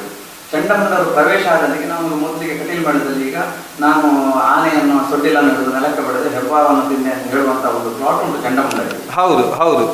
ನಾನು ಇದಕ್ಕೆ ಒಂದು ಕಡೆ ಕಲಾವಿದರ ಹತ್ರ ಹೇಳಿದೆ, ನಾವು ಪ್ರವೇಶ ಆದಲ್ಲಿಗೆ ಬೇಟೆಯಾಡುತ್ತಾ ಆದ ನಂತರದ ಪದ್ಯ ಬಂದು ನೀವು ನಿದ್ದಲ್ಲಿಗೆ ತನುವ ಶ್ರಮವನ್ನು ಕಳೆಯಲು ಪದ್ಯವೇ ತಗೊಳ್ಳುವ. ಬೇಟೆಯ ವಿಷಯ ಯಾವುದು ಹೇಳುದು ಬೇಡ, ಯಾಕಂತ ಹೇಳಿದ್ರೆ ಅದನ್ನು ಕೇಳುವಂತ ಪ್ರೇಕ್ಷಕರಲ್ಲ ಈಗ. ಹೌದು, ಕರೆಕ್ಟ್ ಆಗಿ ಹೇಳಿದಿರಿ. ಅದನ್ನು ಬೇಡ. ತನುವ ಶ್ರಮವನ್ನು ಕಳೆಯಲು ಅಲರಿಗೊಡ್ಡುತ್ತ ತನುವ ಅಂತ ಹೇಳಿದಲ್ಲಿಗೆ ಒಂದು ಕಡೆ ಕಲಾವಿದರು ಒಪ್ಪಿದ್ದಾರೆ, ಮತ್ತೊಂದು ಕಡೆ ಚಂಡಮುಂಡರು ಮಾಡಿ ಅದು ಇಲ್ಲಿ ಹೇಳಿ ಅಂದ್ರೆ ಚಂಡಮುಂಡರು ಮಾಡಿ ಎಂದು ನಾವು ಹೇಳಿದ್ದಾರೆ. ಹಾಗಾಗಿ ಇಂಥ ಬದಲಾವಣೆಗಳೆಲ್ಲ ನಿಜವಾಗಿ ನಾವು ಅಳವಡಿಸಿಕೊಳ್ಬೇಕು. ಕರೆಕ್ಟ್. ಅಲ್ಲಲ್ಲ, ಇದೊಂದು ನಿಜವಾಗ್ಲೂ ಇದು ನನ್ನ ಒಂದು ಇದರಲ್ಲಿ ನನಗೆ ಇದು ಹೊಸ ಒಂದು ಪರಿಕಲ್ಪನೆ ನಿಜವಾಗ್ಲೂ. ಕರೆಕ್ಟ್. ಅದು ಅಲ್ಲಿಂದ ಶುರು ಮಾಡಿದ್ರೆ ನೀವು ಯಾವುದನ್ನು ಬಿಟ್ಟಾಗೂ ಆಗುದಿಲ್ಲ, ಒಳ್ಳೇದಾಗ್ತದೆ, ಅದು ಪರಿಪೂರ್ಣತೆ ಬರ್ತದೆ. ಅವರಿಗೆ ಬೇಟೆಯ ಪದ್ಯ ಕೊಡುವ, ಬೇಟೆಯ ಪದ್ಯ ಕೊಟ್ಟು ಆಗಿ ಬಂದು ನಿಂತಲ್ಲಿಗೆ ತಮ್ಮ ಶ್ರಮವನ್ನು ಕಳೆಯಲು ಅಲ್ಲಿಗೆ ಬೇಟೆಯಾಡಿದ್ದು ಕಾಣ್ತದಲ್ಲ ಪ್ರೇಕ್ಷಕರಿಗೆ. ಮತ್ತೆ ಕರೆಕ್ಟ್. ಅಂದ್ರೆ ನಾವು ರೂಪಕದ ಹಾಗೆ ಇಂಥದ್ದನ್ನೆಲ್ಲ ತೋರಿಸಬೇಕು. ಸುಮ್ಮನೆ ಇಲ್ದಿದ್ರೆ ಅಲ್ಲಿ ನಾನು ಆನೆಯನ್ನು ಪಡೆದೆ, ಅದನ್ನು ಇಷ್ಟು ತುಂಡು ಮಾಡಿದೆ, ಅಷ್ಟು ಅದೆಲ್ಲ ಅವಶ್ಯಕತೆ ಇಲ್ಲ. ಇದನ್ನೆಲ್ಲ ಬಿಡಬೇಕು, ನಿಜವಾಗಿಯೂ ಬಿಟ್ರೆ ಒಳ್ಳೆದು. ಇದನ್ನ ಈಗ ನಿಜವಾಗಿಯೂ ಇಡೀ ರಾತ್ರಿಯ ಆಟದಲ್ಲಿ ಬಿಟ್ಟರು ಕೂಡ ತೊಂದರೆ ಇಲ್ಲ. ಇದನ್ನೆಲ್ಲ ಉದ್ದ ಮಾಡಿ ರಕ್ತ ಬೀಜನಿಗೆ ಮಾತಾಡ್ಲಿಕ್ಕೆ ಅವಕಾಶ ಕಡಿಮೆ ಆಗುದು ಈಗಿನ ಕಾಲದಲ್ಲಿ. ಹೌದು ಹೌದು ಹೌದು. ಅಲ್ಲಲ್ಲ, ಅಲ್ಲಿ ಕೆಲವನ್ನೆಲ್ಲ ಬಿಟ್ಟು ಕೆಲವನ್ನು ಅನಾವಶ್ಯಕ ಇದ್ದದ್ದನ್ನೆಲ್ಲ ಉದ್ದ ಮಾಡಿ ಎಲ್ಲ ಹಾಳಾಗಿದೆ ಅದು ಆಲ್ರೆಡಿ. ಮುಂಚೆ ಎಲ್ಲ ತುಂಬಾ ಚೆನ್ನಾಗಿತ್ತು. ಮುಂಚೆ ಮಾಲಿನಿಯ ಪ್ರವೇಶಕ್ಕೆ ಮುಂಚೆ ಅಲ್ಲಿ ಇದಿತ್ತು, ದಿತಿ ಜೊತೆ ಮಾಲಿನಿ 1-2 ಪದ್ಯಗಳೆಲ್ಲ ಇತ್ತು, ಅದನ್ನೆಲ್ಲ ಬಿಟ್ರು. ಎಲ್ಲ ಇಲ್ಲ, ಯಾವುದೂ ಇಲ್ಲ ಈಗ. ಹಾಗೆ ನಾವು ಪದ್ಯಗಳನ್ನು ಲಂಬಿಸದೆ ಈ ವಿಷಯಗಳನ್ನು ಹೀಗೆ ತಗೊಂಡ್ರೆ ಪ್ರೇಕ್ಷಕರಿಗೆ ಆಗ ಪಕ್ಕ ಈಗ ಹೇಳುದು ಬೇಡ, ಈ ಕೂಡಲೇ ಇದು ಆಯ್ತಲ್ಲ, ಇದು ಕಳೆದು ಹೇಳುವ ಅಂತ ಹೇಳುವಂತ ನಾವು ಸನ್ನಿವೇಶವನ್ನು ಸೃಷ್ಟಿಸುವುದು ಕಲಾವಿದರ ಕೈಯಲ್ಲಿ. ಹೌದು ಹೌದು ಹೌದು ಹೌದು. ಆಗ ಏನಾಗ್ತದೆ, ಪ್ರತಿಯೊಂದು ದೃಶ್ಯಕ್ಕೂ ಕೂಡ ಯಾವುದನ್ನು ಮಿಸ್ ಮಾಡಿಕೊಳ್ಳುವ ಹಾಗೆ ಇಲ್ಲ ಅಂತ ಹೇಳಿ ಅವನು ಕೂತ್ಕೊಂಡಿರ್ತಾನೆ. ಈ ರಾಮಾಯಣ, ಮಹಾಭಾರತ ಮುಂತಾದ ಇತಿಹಾಸಗಳೇ ಇರಬಹುದು ಅಥವಾ ಪುರಾಣಗಳಿರಬಹುದು, ಯಕ್ಷಗಾನ ರೂಪದಲ್ಲಿ ಹಲವಾರು ಪ್ರಸಂಗಗಳು ಬರ್ಬೋದು ಇನ್ನೂ ಕೂಡ. ಇತ್ತೀಚೆಗೆ ಯಾಕೆ ಹೊಸ ಪ್ರಸಂಗಗಳು, ಅಂದರೆ ಪೌರಾಣಿಕ ಆಧಾರಗಳುಳ್ಳ ಹೊಸ ಪ್ರಸಂಗಗಳು ಬರದೇ ಇರುವುದಕ್ಕೆ ಕಾರಣ ಏನು? ನೀವೊಬ್ಬ ಭಾಗವತರಾಗಿ ನೀವು ಏನು ಕಾರಣವನ್ನು ನೀವು ಯೋಚನೆ ಮಾಡ್ತೀರಿ? ಇದಕ್ಕೆ ಕಾರಣ ನಮ್ಮ ಮೊದಲಿನ ಪ್ರಸಂಗಗಳ ಸತ್ವ, ಆ ಪ್ರಸಂಗಗಳಲ್ಲಿ ಇರಬಹುದಾದಂತಹ ಸತ್ವ ಈಗ ಬರುವುದಿಲ್ಲ. ಈಗ ಹಾಗೆ ಬರುವುದಿಲ್ಲ ಅಂತ ಹೇಳಿದ್ರೆ ಅಪವಾದ ಉಂಟು, ಇಲ್ಲ ಅಂತ ಹೇಳುವುದಿಲ್ಲ. ಶ್ರೀಧರ DS ಅವರು ಒಂದು ಭೃಗುಶಾಪ ಅಂತ ಬರೆದಿದ್ದಾರೆ. ಇದು ಪ್ರಥಮ ಪ್ರಯೋಗ ಆಗುವಾಗ ಇದು ಹೇಗಾಗ್ತದೋ ಅಂತ ಹೇಳುವಂತ ಅಲ್ಲಿಗೆ ಇತ್ತು. ಹಾಗೆ ಅಂತೇಳಿ ಈಗ ಭೃಗುಶಾಪ ಎಲ್ಲ ಕಡೆಯಲ್ಲಿಯೂ ಜಾಸ್ತಿ ಆಗ್ತಾ ಉಂಟು. ನಾನು ಉದಾಹರಣೆಗೆ ಹೇಳಿದ್ದು, ಹೌದು ಹೌದು ಹೌದು, ತುಂಬಾ ಜನ ಇರಬಹುದು, ಹೌದಪ್ಪ. ಆದ್ರೆ ಅಷ್ಟು ಸತ್ವ ಇರುವಂತಹ ಪ್ರಸಂಗಗಳು ಈಗ ಕಾಣುವುದಿಲ್ಲ ಅಂತ ಹೇಳುವಂತ ಬರೆಯುವಂತಹ ಚೈತನ್ಯ ಇರುವವರು ಕಡಿಮೆ. ಚೈತನ್ಯ ಇರುವವರು ಇದರ ಬಗ್ಗೆ ಅನಾಸಕ್ತಿಯಲ್ಲಿರುವ ಕಾರಣವೂ ಇರಬಹುದು. ಒಡ್ಡೋಲಗ ಕ್ರಮಗಳು ಮಾಯವಾಗುತ್ತಿರುವ ಬಗ್ಗೆ ನಿಮ್ಮ ಅಭಿಪ್ರಾಯ ಏನು? ಇದಕ್ಕೆ ನಮ್ಮ ಸಮಯದ ಮಿತಿಯೇ ಕಾರಣ, ಮತ್ತು ಈಗ ಎಲ್ಲರೂ ಕೂಡ ಪ್ರಸಂಗದ ಪದ್ಯವನ್ನೇ ಹೇಳುವಂತಹ ಒಂದು ಉದ್ದೇಶ ಇರುವ ಕಾರಣ ಇದನ್ನೆಲ್ಲ ಯಾಕೆ ಹೇಳೋದು ಅಂತ ಹೇಳುವಂತಹ ಒಂದು ಇದು, ಮತ್ತೆ ಈ ಸಮಯ ಮಿತಿ ಇರುವ ಕಾರಣ ಅದನ್ನೆಲ್ಲ ತಗೊಂಡ್ರೆ ಅರ್ಧ ಗಂಟೆ ಉದ್ದ ಆಗ್ತದಲ್ಲ ಅಂತ ಹೇಳಿ ಹೇಳುವಂತಹ ಕಾರಣ ಇರಬಹುದು. ಇದನ್ನು ಉಳಿಸಿಕೊಳ್ಳಿಕ್ಕೆ ಏನು ಮಾಡ್ಬೋದು ನಾವು? ಈ 3 ಗಂಟೆಯ ಕಾಲದಲ್ಲಿ ಒಂದು ಕಾಲು ಗಂಟೆ ಆದ್ರೂ ಕೂಡ ಇದನ್ನು ಅಳವಡಿಸಿಕೊಳ್ಬಹುದು ಅಂತ ಹೇಳುವಂತ ಒಂದು ನನ್ನ ಆಶಯ. ಈಗ ಎಷ್ಟೋ ಜನ ಭಾಗವತರುಗಳಿಗೆ, ಹವ್ಯಾಸಿ ಭಾಗವತರುಗಳಿಗೆ ಈ ಅವಕಾಶ ಸಿಗುವುದಿಲ್ಲ. ಈಗ ಉದಾಹರಣೆಗೆ ನಾನೇ ಹೇಳೋದಾದ್ರೆ ಕೂಡ ನನಗೆ ಇಷ್ಟು ಸಮಯದಲ್ಲಿ ಈಗ ದೇವೇಂದ್ರನ ಒಡ್ಡೋಲಗದ ಪದ್ಯವನ್ನೇ ಹೇಳಿದ್ದು ನಾನು ಬೇರೆ 5-6 ಸಲ ಮಾತ್ರ. ಯಾಕೆಂತ ಹೇಳಿದ್ರೆ ಇಲ್ಲಿಯೂ ಸಿಗುವುದಿಲ್ಲ ಈಗ. ಅದೇ ಮೇಳಕ್ಕೆ ಒಂದು ವೇಳೆ ರಜೆಗೆ ಹೋದ್ರೆ ಮಾತ್ರ ಸಿಕ್ಕಿತ್ತು ಅಷ್ಟೇ, ಇಲ್ಲದಿದ್ದು ಸಿಗುದಿಲ್ಲ. ಅದು ಮೇಳಕ್ಕೆ ನಾವು ರಜೆಗೆ ಹೋಗುದು ಭಾಗವತರ ರಜೆಗೆ ಮಾತ್ರ, ಅವರು ಕೂತ್ಕೊಳ್ಳುವ ಜಾಗಕ್ಕೆ ಕೂತ್ಕೊಳ್ಳುವುದು. ಈ ಸುರುವಿನ ಸಂಗೀತಗಾರರ ಪ್ಲಾಟ್ ನಮಗೆ ಸಿಗುದಿಲ್ಲ. ಹೌದು, ಸಿಕ್ಕಿದ್ರು ಅಪರೂಪಕ್ಕೆ ಹೇಳುವಾಗ ನಮಗೆ ಇದು ಸರಿಯಾಗ್ತದೆ ಇಲ್ವ ಅಂತ ಹೇಳುವುದು, ಇದೆಲ್ಲ ತಿರುಗಾಟ ಆಗಿಯೇ ಸಿಗಬೇಕಷ್ಟೇ. ಹಾಗಾಗಿ ಇದು ಮೇಳದಲ್ಲಿ ಈಗ 3 ಗಂಟೆ ಆಟ ಇದ್ರೆ ಒಂದು 4 ಗಂಟೆ 10 ನಿಮಿಷ ಅಟ್ಲೀಸ್ಟ್ ಒಂದು ವೇಷವನ್ನಾದ್ರೂ ಮಾಡುದು, ಬರುವ ದಿವಸ ಮತ್ತೊಂದು ವೇಷವನ್ನು ಮಾಡಬಹುದು. ಹಾಗೆ ಮಾಡಿದ್ರೆ ಉಳಿಬಹುದು ಅಂತ. ಹೌದೌದು, ಅಂದ್ರೆ ನೀವು ಹೇಳುವುದು ಹೇಗೆಂತಂದ್ರೆ ಇವತ್ತು ಬಾಲಗೋಪಾಲರು ಮಾಡಿದ್ರೆ ಮುಖ್ಯಸ್ಥಿ ವೇಷದ್ದು, ಅದೇ ನಾಡಿದ್ದು ಇನ್ನೊಂದು. ಹೌದು ಹೌದು, ಹಾಗೆ ಮಾಡಬಹುದು. ಅಂದ್ರೆ ಉಳಿಸಬೇಕು ಅಂತ ನಮ್ಗೆ ಮನಸ್ಸುಂಟು ಅಂತಾದ್ರೆ ಹೇಗೂ ಉಳಿಸಬಹುದು, ಖಂಡಿತ ಉಳಿಸಬಹುದು. ಅಂದ್ರೆ ಮುಖ್ಯವಾಗಿ ಕಲಾವಿದರುಗಳಿಗೆ, ಸಂಘಟಕರಿಗೆ, ಅವರಿಗೆ ಇದು ಉಳಿಸಬೇಕು ಎನ್ನುವಂತ ಒಂದು ಇಚ್ಛಾಶಕ್ತಿ ಬೇಕಷ್ಟೇ. ಬರೇ ನಮ್ಮ ಆಟಕ್ಕೆ ಜನ ಮಾತ್ರ ಬರಬೇಕು ಅಂತ ಹೇಳುವಂತ ಇದನ್ನು ಹೊರತುಪಡಿಸಿ ಇದನ್ನು ಸಹ ತೋರಿಸುವಂತ ಹೇಳಿದ್ರೆ ಖಂಡಿತ. ಮತ್ತೆ ಈಗ ಎಲ್ಲ ಮಕ್ಕಳೆಲ್ಲ ಈಗ ಹೊಸ ವಿದ್ಯಾರ್ಥಿಗಳು ಶಾಲೆಯಲ್ಲಿ ಆಗಲಿ ಇದನ್ನೆಲ್ಲ ಕಲಿತೇ ಬರ್ತಾ ಇದ್ದಾರೆ. ಈಗ ಈಗಿನ ಗುರುಗಳೆಲ್ಲ ಕಲಿಸ್ಲಿಕ್ಕೆ ಪ್ರಾರಂಭ ಮಾಡಿದ್ದಾರೆ. ಹೌದು ಹೌದು, ಬೆಲೆಯನ್ನು ಮನಗಂಡು. ಮತ್ತೆ ಇದನ್ನು ಕಲಿತ್ರೆ ಉಳಿದ ವೇಷಗಳಿಗೆ ಸುಲಭ ಆಗ್ತದೆ. ಹೌದು, ಅದು ನಿಜವಾದ ಮಾತು. ನಾವು ಪರಂಪರೆಯನ್ನೊಂದು ಕಲಿತು ಬಿಟ್ರೆ ಹೌದು. ಈಗ ಬೇಸಿಕ್ ಇಲ್ಲದೆ, ಪಂಚಾಂಗ ಇಲ್ಲದೆ ಮನೆ ಕಟ್ಟುವಂತಹ ಒಂದು ಇದಾಗ್ತದೆ. ಹೌದು, ವೇಷಗಳ ಪ್ರವೇಶ ಕ್ರಮಗಳಲ್ಲಿ ಭಿನ್ನತೆ ಅಂತ ಉಂಟ? ಅಂದ್ರೆ ಇಂತಿಂತ ವೇಷಕ್ಕೆ ಇಂತಿಂತದ್ದೇ ಕ್ರಮ ಅಂತ, ಬಣ್ಣದ ವೇಷ ಆಗಲಿ, ಕಿರೀಟ ವೇಷ ಆಗಲಿ, ಅಥವಾ 2 ಕಿರೀಟ ವೇಷ ಉಂಟು, ಒಂದಕ್ಕೆ ಒಂದು ಇನ್ನೊಂದಕ್ಕೆ ಇನ್ನೊಂದು ಅಂತ ಉಂಟಾ? ಉಂಟು. ಬೇರೆ ಕ್ರಮಗಳುಂಟು. ಅದೆಲ್ಲ ಅಂದ್ರೆ ಹೇಳಿದ್ರೆ ಅದೆಲ್ಲ ಚಂಡೆಯವರ ಇದಕ್ಕೆ ಹೊಂದಿಕೊಂಡಿರುವುದು. ಭಾಗವತರಿಗೆ ಅದನ್ನ ಏನು ಮಾಡ್ಲಿಕ್ಕೆ. ಹೌದು, ಅಂದ್ರೆ ಮೊದಲೆಗಾರರ ಇದರಲ್ಲಿ ಕೈಯಲ್ಲಿ ಇರುವುದು ಅದೆಲ್ಲ. ಅದು ವೇಷದ ಈಗ ಇಂದ್ರಜಿತ್ತು ಕೋಲು ಕಿರೀಟದ ವೇಷವೇ, ದೇವೇಂದ್ರನ ಕೋಲು ಕಿರೀಟದ ವೇಷವೇ, ಎರಡು ಕೂಡ ಪ್ರವೇಶದ ಕ್ರಮವೇ ಬೇರೆ. ದೇವೇಂದ್ರನ ಲಾಲಿತ್ಯ ಮತ್ತೆ ಗಾಂಭೀರ್ಯ, ಇಂದ್ರಜಿತ್ತುವಿನ ಕ್ರೌರ್ಯ ಮತ್ತೆ ವೇಗ, ಇದು ಎರಡು ಕೂಡ ಮೇಳವಿಸಿದ ಚಂಡೆಯ ಪಟ್ಟಿನಲ್ಲಿ ಗೊತ್ತಾಗ್ತದೆ. ಹೌದು ಹೌದು.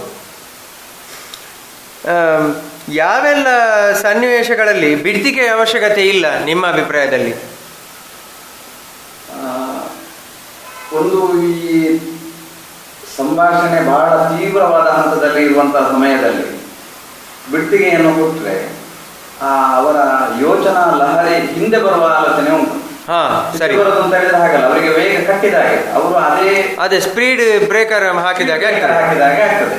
ಒಂದು ಅದು. ಮತ್ತೊಂದು ಈಗ ಈ ಒಂದು ವೇಷವನ್ನು ಇದಿರ್ಕೊಂಡು ಕರೆದೊಂದು ಕೂತ್ಕೊಳಿಸುವಲ್ಲಿ ಅಲ್ಲಿಗೆಲ್ಲ ಬಿಡ್ತಿಗೆ ಅಗತ್ಯ ಇಲ್ಲ. ಸೀದಾ ಹೋಗಿ ಒಂದು ಉದಾಹರಣೆಗೆ ನಾರದನನ್ನು ರಾಕ್ಷಸ ಎದುರುಗೊಂಡು ತಂದು ಕೂತ್ಕೊಳಿಸುವಲ್ಲಿ ಅವನನ್ನು ಅರ್ಧ ಕಡೆ ತಂದು ಕೂತ್ಕೊಳಿಸಿ, ಇವಾಗ ಮತ್ತೆ ಕುಣಿಬೇಕು ಅಂತ ಇಲ್ಲ, ಬಿಡ್ತಿಗೆ ಬೇಕು ಅಂತ ಇಲ್ಲ, ಕೂಡ್ಲೆ ಮುಂದಿನ ವಿಷಯವನ್ನೇ ಪಾದ ಪೂಜೆಯಾಗ ಇದು ಅಂತ ತಗೊಳ್ಬಹುದು ಕೂಡ್ಲೆ. ಇದು ನನ್ನ ಅನಿಸಿಕೆ. ಇದು ತಪ್ಪಾಗಿರ್ಲಿಕ್ಕೂ ಸಾಕು. ಯಾಕಂತ ಹೇಳಿದ್ರೆ ನಾನು ಆ ಎರಡು ವೇಷಗಳ ಮಧ್ಯದಲ್ಲಿ ಗ್ಯಾಪ್ ಬರಬಾರದು ಅಂತ ಹೇಳುವಂತ ಉದ್ದೇಶದಲ್ಲಿ ಇದನ್ನು ಅದನ್ನೆಲ್ಲ ಬಿಡಬಹುದು. ಆಮೇಲೆ ಈ ತಾಳ ಬದಲಿಗಾಗುವಾಗ ಯಾವ ರೀತಿ ಇರಬೇಕು? ಅಂದ್ರೆ ಬಿಡ್ತಿಗೆ ಅವಶ್ಯಕತೆ ಇಲ್ಲದೆ ಇರುವಂತದ್ದು ಇರ್ತದೆ. ನಮ್ಮ ಮಧ್ಯದಲ್ಲಿಯೂ ಇರ್ತದೆ ಬಿಡ್ತಿಗೆ ಇಲ್ಲದಿರುವಂತದ್ದು. ಎರಡೂ ಪಾತ್ರಧಾರಿಗಳು ವಾದದ ತೀವ್ರತೆಯಲ್ಲಿರುವಾಗ ನಾವು ಪದ್ಯವನ್ನು 10 ನಿಮಿಷ ಉದ್ದ ಹೇಳಿದರೆ ಅವ್ರು ಎಂತ ಮಾಡ್ಬೇಕಲ್ಲಿ? ಅವ್ರು ಮತ್ತೆ ಪ್ರಾರಂಭದಿಂದ ಮಾತಾಡ್ಬೇಕಷ್ಟೆ. ಅತಿಯಾಗಿ ಕುಣಿಯಬಾರದು ಎನ್ನುವಂಥ ನಿರ್ಣಯ ಏನಾದರೂ ಯಾವುದಾದ್ರೂ ವೇಷಕ್ಕೆ, ಅಂದ್ರೆ ಯಾವುದೇ ವೇಷಕ್ಕೆ ಇಂತಿಷ್ಟೇ ಕುಣಿಬೇಕು, ಅತಿಯಾಗಿ ಕುಣಿಯಬಾರದು ಅಂತ ನಿರ್ಣಯ ಏನಾದರೂ ಉಂಟಾ?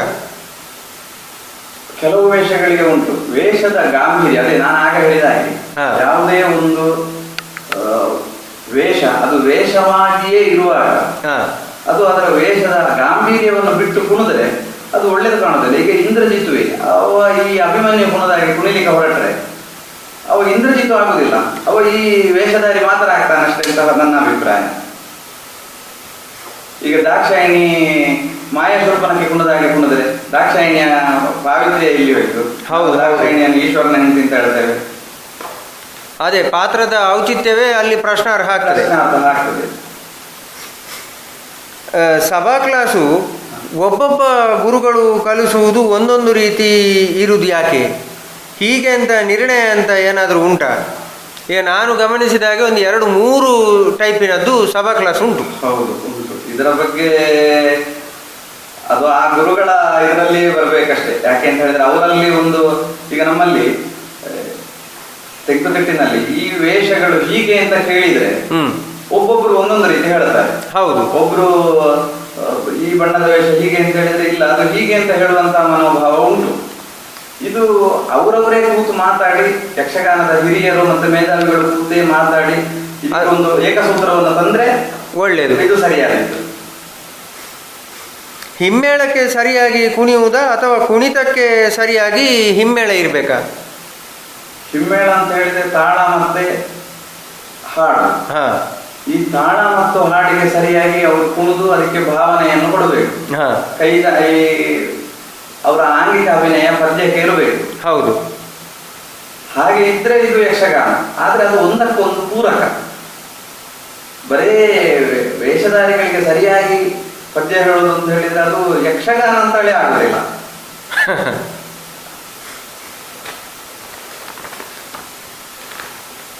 ಸಂಗೀತದ ಆಲಾಪನೆ, ಅತಿ ಉದ್ದ ಉದ್ದ ಪದಗಳು, ಇವುಗಳ ಬಗ್ಗೆ ನಿಮ್ಮ ಅಭಿಪ್ರಾಯ ಏನು? ತಾಳಮದ್ಲೆಯಲ್ಲಿ ಆಗಲಿ ಅಥವಾ ಯಕ್ಷಗಾನದಲ್ಲಿ ಬಯಲಾಟದಲ್ಲಿ ಆಗಲಿ?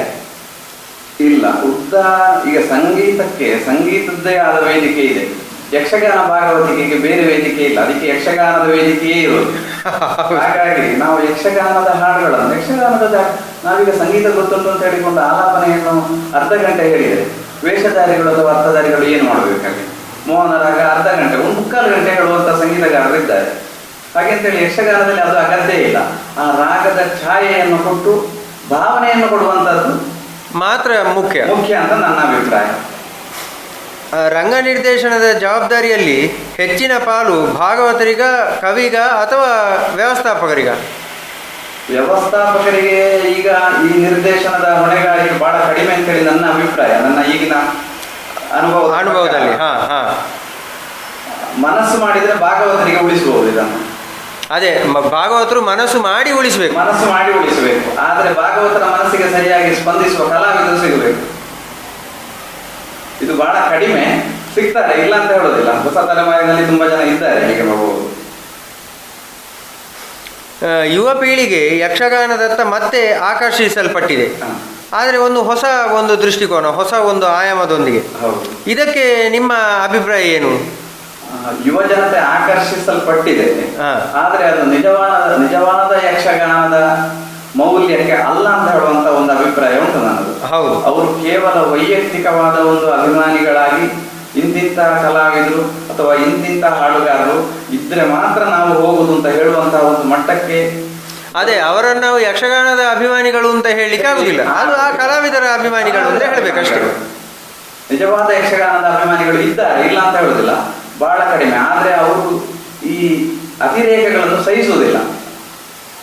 ಹಾಗಾದ್ರೆ ಏನು ಇತ್ತೀಚೆಗೆ ಏನು ದೊಡ್ಡ ದೊಡ್ಡ ಕೂಗುಂಟು, ಯಕ್ಷಗಾನಕ್ಕೆ ಪ್ರೇಕ್ಷಕರು ಹೆಚ್ಚಾಗಿದ್ದಾರೆ ಅಥವಾ ಯುವ ಪೀಳಿಗೆ ಭಾರಿ ದೊಡ್ಡ ಮಟ್ಟದಲ್ಲಿ ಬರ್ತಾ ಇದೆ, ಇದನ್ನು ನಾವು ಪರಿಪೂರ್ಣವಾಗಿ 100ಕ್ಕೆ 100 ನಂಬುವ ಹಾಗಿಲ್ಲ. ಇಲ್ಲ, ಇದರಲ್ಲಿ 50% ಮಾತ್ರ ಸತ್ಯ ಅಂತ ನನ್ನ ಅಭಿಪ್ರಾಯ. ತಪ್ಪಿರ್ಲಿಕ್ಕೂ ಸಾಕು. ಈ ಕಲಾ ಪ್ರದರ್ಶನಗಳಿಗೆ, ಅದು ತಾಳಮದ್ಲೆ ಇರ್ಬೋದು ಅಥವಾ ಬಯಲಾಟ ಇರ್ಬೋದು, ಯಾವುದೇ ಇರ್ಬೋದು, ಇದಕ್ಕೆ ಕಲಾ ವಿಮರ್ಶೆ ಎನ್ನುವಂಥದ್ದು ಬೇಕಾ ಅಥವಾ ಬೇಡವಾ? ಕಲಾ ವಿಮರ್ಶೆ ಬೇಕು. ಯಾವುದಕ್ಕಾದ್ರೂ ಒಂದು ನಾವು ಮಾನದಂಡ ಅಂತ ಒಂದು ಹೇಳ್ತೇವೆ. ಹೌದು, ಈಗ ತಪ್ಪಿರ್ಬೋದು. ಈಗ ನಾವು ನಮ್ಮ ಸಾಂಸಾರಿಕ ಇದರಲ್ಲೇ ತಗೊಂಡ್ರೆ ನಾವು ಮಾಡಿದ್ದು ಸರಿಯಾ ತಪ್ಪ ಅಂತ ಹೇಳೋದು ವಿಮರ್ಶೆ ಮಾಡೋದಿಲ್ಲ. ಹಾಗೆ ಈಗ ಯಕ್ಷಗಾನಕ್ಕೆ ಕೂಡ ಅದು ಸರಿಯಾ ತಪ್ಪ ಅಂತ ಹೇಳೋದು ಕೂತು ಮಾತಾಡುವಂತಹ ವಿಮರ್ಶೆ ಬೇಕು. ಇದನ್ನು ಅರ್ಥಧಾರಿಗಳು, ಹಿಮ್ಮೇಳದವರು ಮತ್ತು ಆಸಕ್ತರು ಕೂತು ಖಂಡಿತ ಮಾಡಬಹುದು. ಹೀಗೆ ಮಾಡಿದರೆ ನಮ್ಮ ಮುಂದಿನ ಪ್ರಯೋಗಗಳು ಜಾಸ್ತಿ ಮೌಲ್ಯವುಳ್ಳದ್ದಾಗಿರ್ತದೆ ಅಂತ ಹೇಳುವಂತ ಒಂದು ಅಭಿಪ್ರಾಯ ನಮ್ಮದು. ಹಾಗಾದ್ರೆ ವಿಮರ್ಶೆ ಮಾಡುವವರು ಯಾವ ರೀತಿಯ ಒಂದು ವಿಮರ್ಶಕರಿಗೆ ಒಂದು ಇದು ಬೇಕಲ್ಲ, ಅವರಿಗೆ ಯಾವ ಗುಣಲಕ್ಷಣಗಳು ಬೇಕು? ಒಟ್ಟು ನಾನು ಒಬ್ಬ ವಿಮರ್ಶಕ ಅಂತ ಹೇಳುವ ಹಾಗೆ ಇರಬಾರ್ದಲ್ಲ. ಹಾಗೆ ಇರಬಾರ್ದು. ಅವರಿಗೆ ಈ ಯಕ್ಷಗಾನದ ಹಿಮ್ಮೇಳ ಮುಮ್ಮೇಳದ ಅನುಭವ ಇರಬೇಕು. ಯಾರಾದ್ರೂ ಹಿರಿಯರನ್ನು ಇರಬೇಕು. ಈಗ ನನ್ನ ಹಾಡು ಕೇಳಿ ಒಬ್ಬರು ಸಂತೋಷ ಪಟ್ಟವರನ್ನು ಕರ್ಕೊಂಡು ಬಂದು ಹೇಗಾಗಿದೆ ಅಂತ ಕೇಳಿದ್ರೆ ಭಾರಿ ನಾಯಕ ಚಂದ ಆಗಿದೆ ಅಂತ ಹೇಳುವಂತ ಅದು ವಿಮರ್ಶೆ ಅಲ್ಲ. ಹೌದು, ಅದು ಒಟ್ಟು ಚಂದ ಆಗಿದೆ ಅಂತ ಯಾಕೆ ಅಂತ ಹೇಳಿದ್ರೆ ಉತ್ತರ ಕೊಡ್ಲಿಕ್ಕೆ ಗೊತ್ತಿಲ್ಲ ಅವರಿಗೆ. ಹೌದು, ಹಾಗೆ ಅಂತ ವಿಮರ್ಶಕರಿದ್ದು ನಾವು ಕಲೆಯ ಬಗ್ಗೆ, ನಾವು ಪ್ರದರ್ಶನದ ಬಗ್ಗೆ ನಾವು ವಿಮರ್ಶೆ ಮಾಡಿದ್ರೆ ನಮ್ಮ ಮುಂದಿನ ಪ್ರಯೋಗಗಳು ಜಾಸ್ತಿ ಅರ್ಥಪೂರ್ಣವಾಗುವುದರಲ್ಲಿ ಸಂದೇಹವೇ ಇಲ್ಲ. ಅಂದರೆ ಇಂಥ ವಿಮರ್ಶೆಗಳನ್ನು ಕಲಾವಿದರು ಮತ್ತೆ ಪ್ರೇಕ್ಷಕರು ಎಲ್ಲರೂ ಕೂಡ ಪ್ರಾಂಜಲ ಮನಸ್ಸಿನಿಂದ ನಾವು ಸ್ವೀಕರಿಸಬೇಕು. ನಮ್ಮದೇ ನಾವೇ ಒಂದು ಪ್ರದರ್ಶನ ಕೊಟ್ಟರೆ ನಮ್ಮದು ಇಲ್ಲಿ ತಪ್ಪಾಗಿದೆ ಅಂತ ಹೇಳಿದ್ರೆ ನಾವು ಅದನ್ನು ಒಪ್ಪಿಕೊಳ್ಳುವಂತಹ ಒಂದು ಇದಿರಬೇಕು ನಮ್ಮ ಹತ್ರ. ನಾವು ಮಾಡಿದ್ದೇ ಸರಿ ಅಂತ ಹೇಳುವಂತಹ ಒಂದು ಧೋರಣೆಯನ್ನು ಬಿಟ್ಟರೆ ನಮ್ಮ ಕಾರ್ಯಕ್ರಮಗಳು ನಿಜವಾಗಿಯೂ ಒಳ್ಳೆಯದಾಗುವುದರಲ್ಲಿ ಸಂದೇಹವೇ ಇಲ್ಲ. ಮತ್ತು ಇದಕ್ಕೆ ನಿಜವಾದ ಯಕ್ಷಗಾನಕ್ಕೆ ಪ್ರೇಕ್ಷಕರು ಬಂದೇ ಬರ್ತಾರೆ. ನಿಜವಾದ ಯಕ್ಷಗಾನಕ್ಕೆ ಹೇಗಿದ್ರೂ ಇರ್ತಾರೆ. ಈ ಬ್ಯಾಂಡ್ ಸೆಟ್, ಸಿಡಿಮದ್ದು, ರಂಗಸ್ಥಳದ್ದು ಅತಿಯಾದ ಅಲಂಕಾರ ಇತ್ಯಾದಿ ಆಡಂಬರಗಳು ಯಕ್ಷಗಾನ ಬಯಲಾಟಗಳಿಗೆ ಆಗಲಿ ಅಥವಾ ಈಗ ತಾಳಮದ್ದಲೆಗಳಲ್ಲೂ ಈಗ ಕೆಲವು ಕಡೆ ಈ ಆಡಂಬರ ಎನ್ನುವಂಥದ್ದು ಶುರುವಾಗಿದೆ.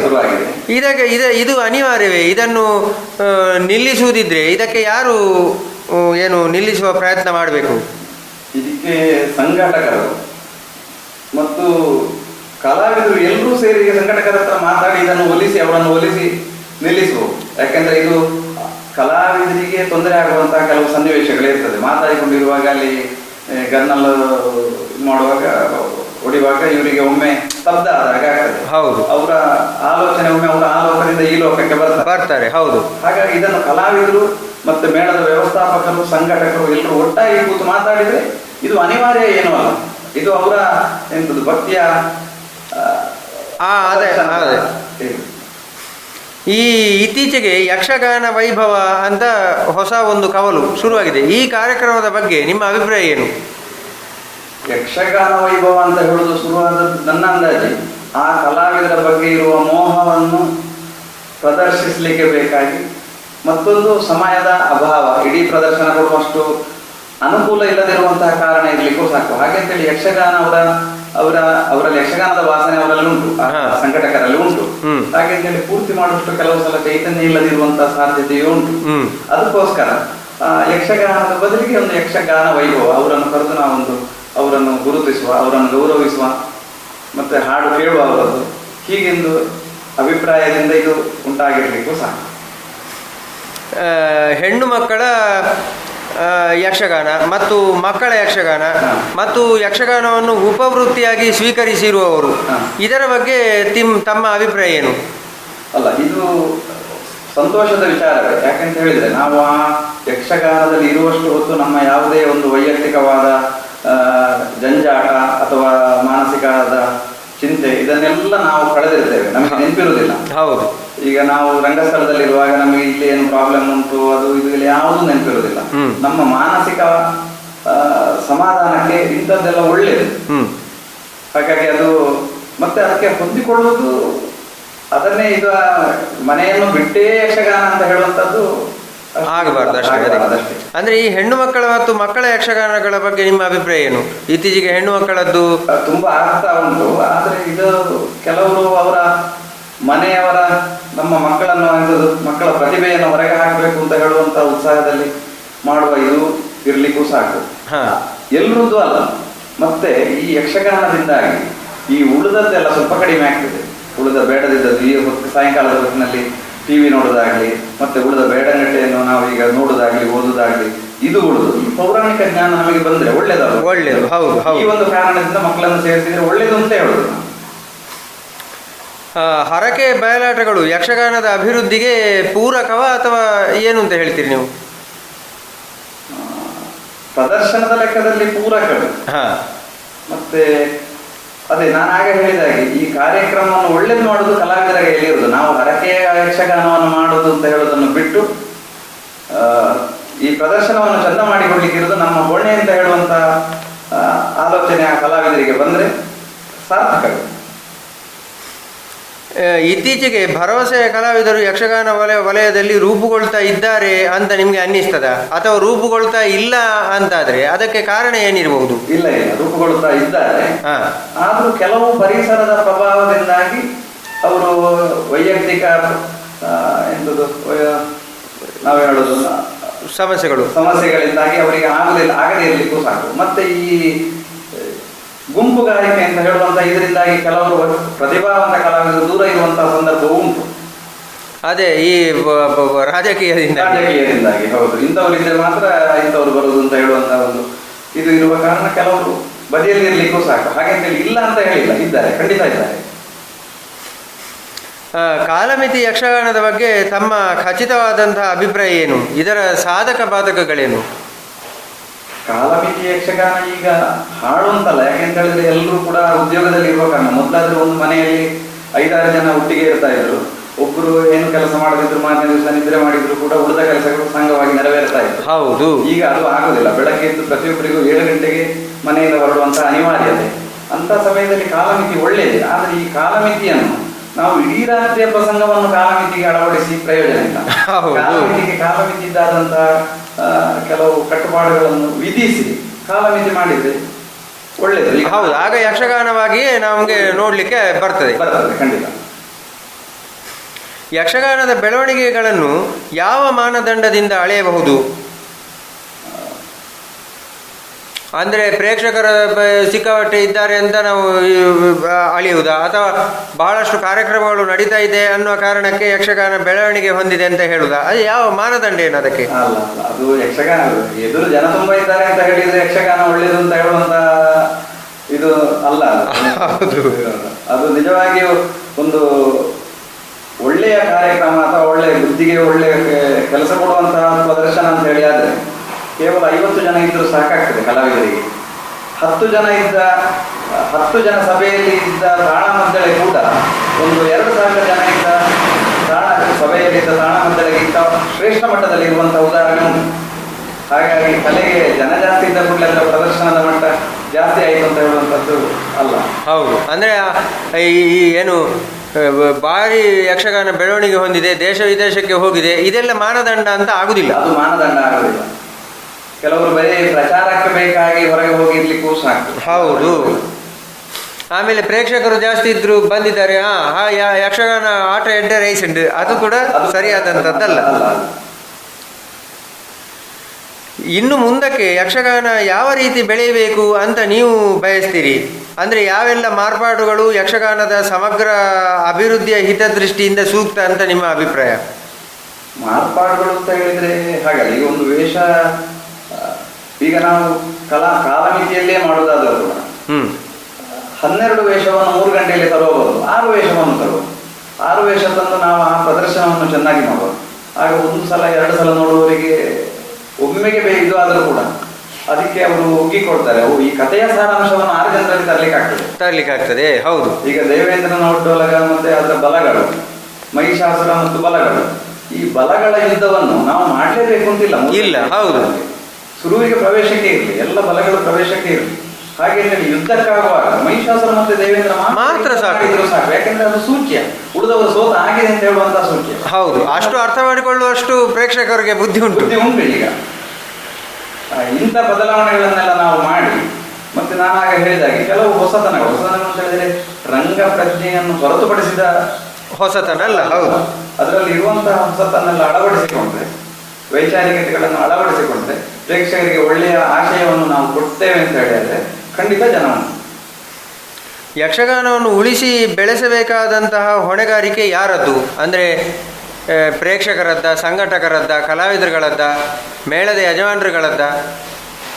ಕಲಾವಿದರದ್ದು ಅಂತ ಹೇಳಿ ನನ್ನ ಅಭಿಪ್ರಾಯ. ಕಲಾವಿದರು ಸರಿಯಾಗಿ ಒಂದು ಪ್ರದರ್ಶನ ಕೊಟ್ಟರೆ ಮಾತ್ರ ಪ್ರೇಕ್ಷಕರು ಬರ್ತಾರೆ. ಹೌದು. ಅವರು ಎಂಥದ್ದು ಯಾವಾಗಲೂ ಅವರಿಗೆ ಬೇಕಾ ಬೇಡ ಅಂತ ಇದ್ದಾರೆ ಅಂತ ಹೇಳಿದ್ರೆ ಅವರಿಗೆ ಬರುವವರಿಗೆ ಕೂಡ ಉದಾಸೀನ ಆಗ್ತದೆ, ಅವರು ಬರುವುದಿಲ್ಲ. ಮತ್ತೆ ಸಂಘಟಕರು ಮತ್ತು ಮೇಳದ ಯಜಮಾನರು ಈ ನಿಟ್ಟಿನಲ್ಲಿ ಕುಳಿತು ಮಾತನಾಡಿ ಕಲಾವಿದರಿಗೆ, ಈಗ ಮೇಳದ ವ್ಯವಸ್ಥಾಪಕರು ಅಂತ ಹೇಳಿದ್ರೆ ಅವರಿಗೆ ರಂಗಸ್ಥಳವನ್ನು ಇಡೀ ಕಲಾವಿದರು ಅವರ ಹೇಳಿದಾಗ ಇರಬೇಕು ಅಂತ ಹೇಳುವಂತ ಒಂದು ನಿಟ್ಟು. ಹೌದು ಹೌದು. ಆ ನಿಟ್ಟಿನಲ್ಲಿ ಅವರು ಕೂತು ಇವತ್ತು ಹೀಗೆ ಆಗಬೇಕು ಅಂತ ಹೇಳುವಷ್ಟು ಅಂತ ಮ್ಯಾನೇಜರ್ಗಳು ಬೇಕು. ಹಾಗಿದ್ರೆ ಅದೇ ಮಾತು ಕೇಳಬೇಕು, ಅವರು ಹೇಳಿದ್ದನ್ನು ಕೇಳುವುದಿಲ್ಲ ಅಂತಾದ್ರೆ ಅದು ಮತ್ತೊಂದು ಸಮಸ್ಯೆ. ಇದನ್ನೆಲ್ಲ ಪರಿಹರಿಸಬೇಕು ಅಂತಾದ್ರೆ ಮೇಳದ ಯಜಮಾನರು, ಸಂಘಟಕರು ಒಟ್ಟಿಗೆ ಕೂತು ಮಾತಾಡಿ ಕಲಾವಿದರೊಟ್ಟಿಗೆ ಕೂತು ಚರ್ಚಿಸಿ ಇದನ್ನು ಮುಂದುವರಿಸಬೇಕು. ಯಕ್ಷಗಾನಕ್ಕೆ ಅದು ತಾಳಮದ್ದಲೆ ಆಗಿರ್ಬೋದು ಅಥವಾ ಬಯಲಾಟ ಆಗಿರ್ಬೋದು, ಭಾಗವತ ನಿಜವಾಗಿ ಆದರೆ ರಂಗ ಸೂತ್ರಧಾರ ಅಂತ ನಾವು ಯಕ್ಷಗಾನದ ಪರಿಭಾಷೆಯಲ್ಲಿ ಹೇಳುವುದು. ಭಾಗವತನನ್ನು ಹೊರತುಪಡಿಸಿ ಒಂದು ಹೊರಗಡೆಯಿಂದ ಒಂದು ನಿರ್ದೇಶಕನ ಅವಶ್ಯಕತೆ ಉಂಟು ಅಂತ ನಿಮ್ಗೆ ಅನ್ನಿಸ್ತದೆ? ಆಗುದಿಲ್ಲ ಅದು. ಯಾಕೆಂತ ಹೇಳಿದ್ರೆ ಈಗ ಭಾಗವತರ ಹತ್ರ ಬಂದು ಒಬ್ರು ಹೇಳಿದ್ರೆ ನೀವು ಇಷ್ಟು ಗಂಟೆಗೆ ಮುಗಿಸ್ಬೇಕು ಅಂತ ಭಾಗವತರ ಹತ್ರ ಹೇಳಿದ್ರೆ ಅದು ಭಾಗವತರು ಒಬ್ಬರೇ ಆಗೋದಿಲ್ಲ, ಅಲ್ಲಿ ಕಲಾವಿದರು ಉಳಿದವರು ಕೂಡ ಮತ್ತೆ ಯಕ್ಷಗಾನ ತಾಳಮದ್ದಳೆ ಆಗಿ ಆಟ ಆಗಿ ಅದು ಒಬ್ಬರಿಂದಲೇ ಆಗಿ ಆಗೋದಲ್ಲ. ಸೂತ್ರಧಾರ ಹೌದು ಅಂತೇಳಿ ಆದ್ರೂ ಕೂಡ ಆ ವೇಷಗಳ ನಿರ್ದೇಶನವನ್ನು ಮಾಡಬಹುದು, ಆದ್ರೆ ಅವರ ಮಾತುಗಾರಿಕೆಯನ್ನು ಇವರು ಹೇಗೆ ಅಳೆಯುವುದು? ಅವರು ಈ ಪದ್ಯಕ್ಕೆ ಒಂದು ವಾಕ್ಯ ಜಾಸ್ತಿ ಮಾತಾಡಿದ್ರೆ ಅರ್ಧ ನಿಮಿಷ ಜಾಸ್ತಿ ಹೋಗ್ಲಿಲ್ಲ.